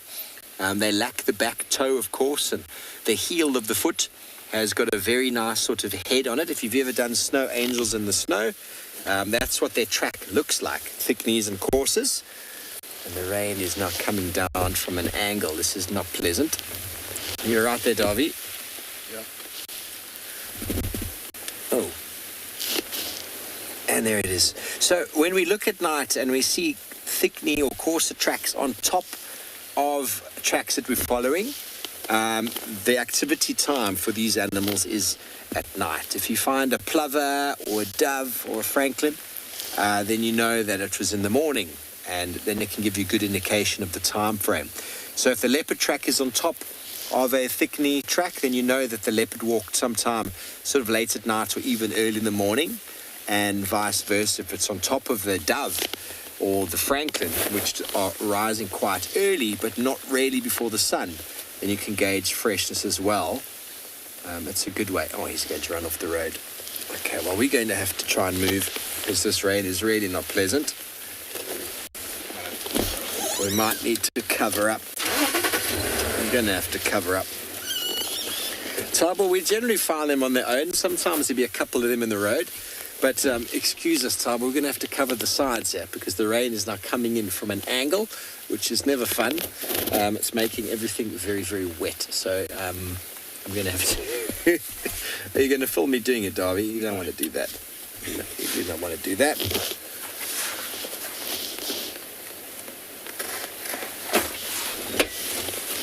There goes the very dangerous bungee cord. Cheers.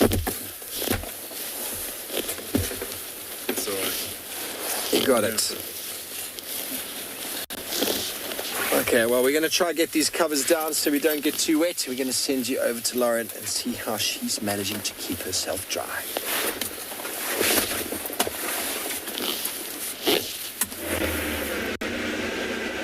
It is getting rather wet and unpleasant. We just had a hyena walk by, and now I can't see anything. I think it was Sutu.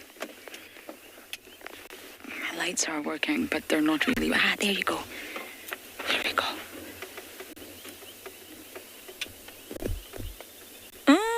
Possibly not Sutu, sorry. I think there's actually two hyenas.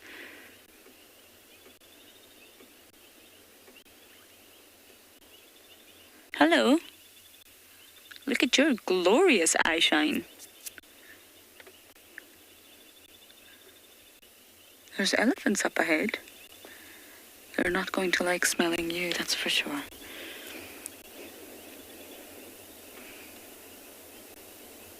I don't know who it is from this angle. My monitor is very, very small.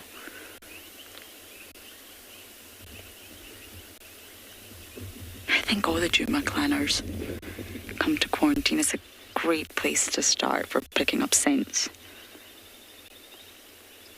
The western section of it takes you south, if that makes any sense. It's next to Gowrie Dam. It's next to Wild Earth Camp. Oh yes.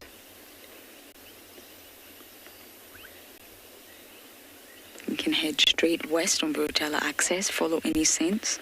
It's just a great place if you're a hyena and you're trying to pick up on scents.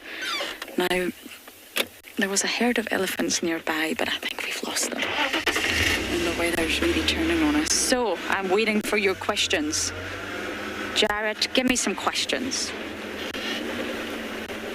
Let's see if I can answer some tricky questions for you all before the end of the show if we're not able to find the elephants.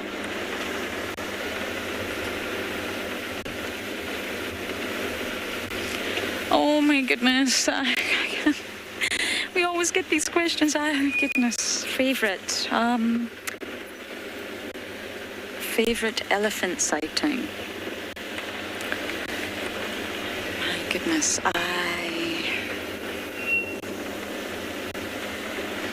I think I maybe have two. I actually have a lot, but I'll go with two. One time, Davy and I, we were on quarantine last summer, almost a year ago. There was two herds. Actually, I think this was where we saw the mating for my first time. We saw elephants mating live. And one herd was just traveling in front of us, so we had parked the car to give enough space. We weren't blocking the road, and they spotted another herd. They reacted and they turned and all came towards us. They surrounded the car. And there was no aggression. They were not scared. They knew the car was there and they came to us. I didn't have enough time to get out of the way. And they just completely surrounded the car, and it was... I don't think I've ever experienced anything quite like that before. And I think the other one would be at the Hyena Den. We've had some incredible sightings where elephants, it's quite a popular area, that block that the Hyena Den is in. It's a game path. There's always fresh leopard tracks. The lions use it, the hyenas of course use it. And it's a direct path, if you like, to Treehouse Dam. So the elephants pass by there quite a lot, and of course when they encounter the hyenas, it's not a happy scenario. I've had some. Oh, we've got bright lights of another car there. I wonder if that is Mr. Steve. And yes, I think if I had to choose, that would be my favourite sightings, but I've had many. It's so hard to pull out a favourite sighting. So many wonderful ones. I wish I should actually write them all down, but it's a bit late for that now.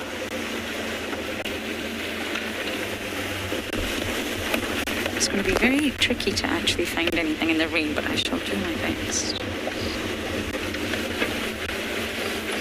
Oh, I've just found an iPhone cable. That is something you don't want in the environment, so I'm going to pick it up and remove it.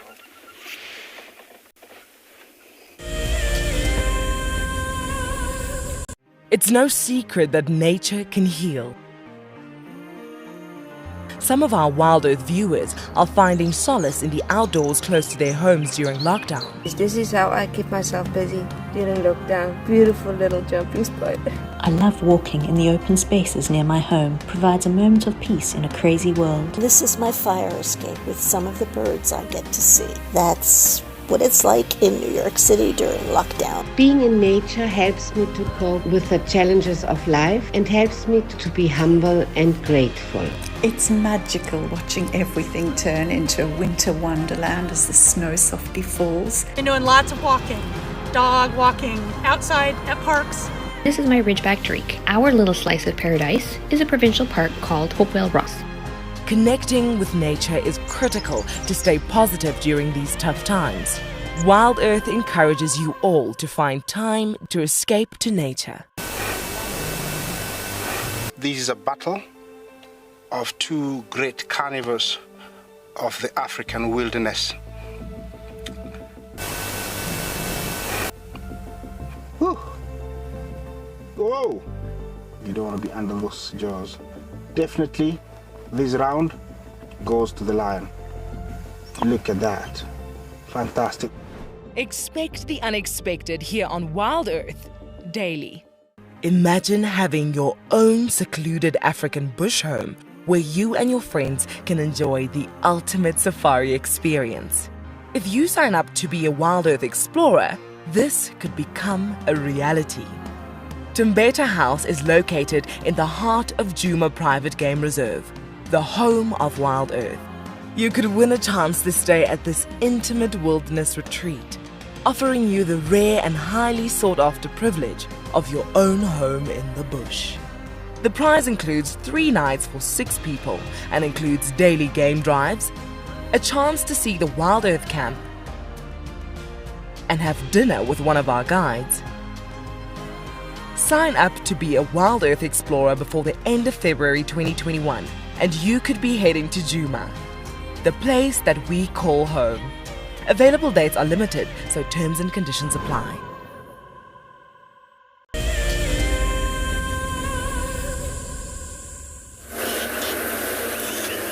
Well, everybody, we got our rain covers down, and it works very well for Dave in the back there, but not very well for me in the front, unfortunately.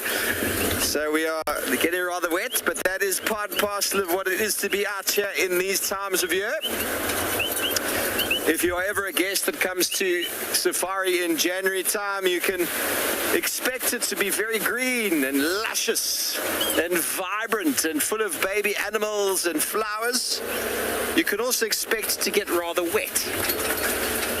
So if you are averse to getting wet, don't come this time of year. Come in the winter months when it is dry.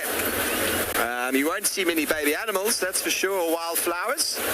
But that is what's nice about this part of the world, is the potential to see the variation in how the bush changes from season to season. And we have discussed it many times before, but that's what keeps it so interesting. It's a great time of year for identifying species, grasses. It's not a very good time of year for tracking because it's quite difficult, but it's a variety. So at least you can come at different times, you can get different experiences. Tristan and I were discussing it the other day that I think spring, sort of late spring, early spring, late spring is our favorite time, when it's still dry enough, maybe a bit of water coming, and it's still easy enough to track, but the animals are still easy to find because the water is less abundant.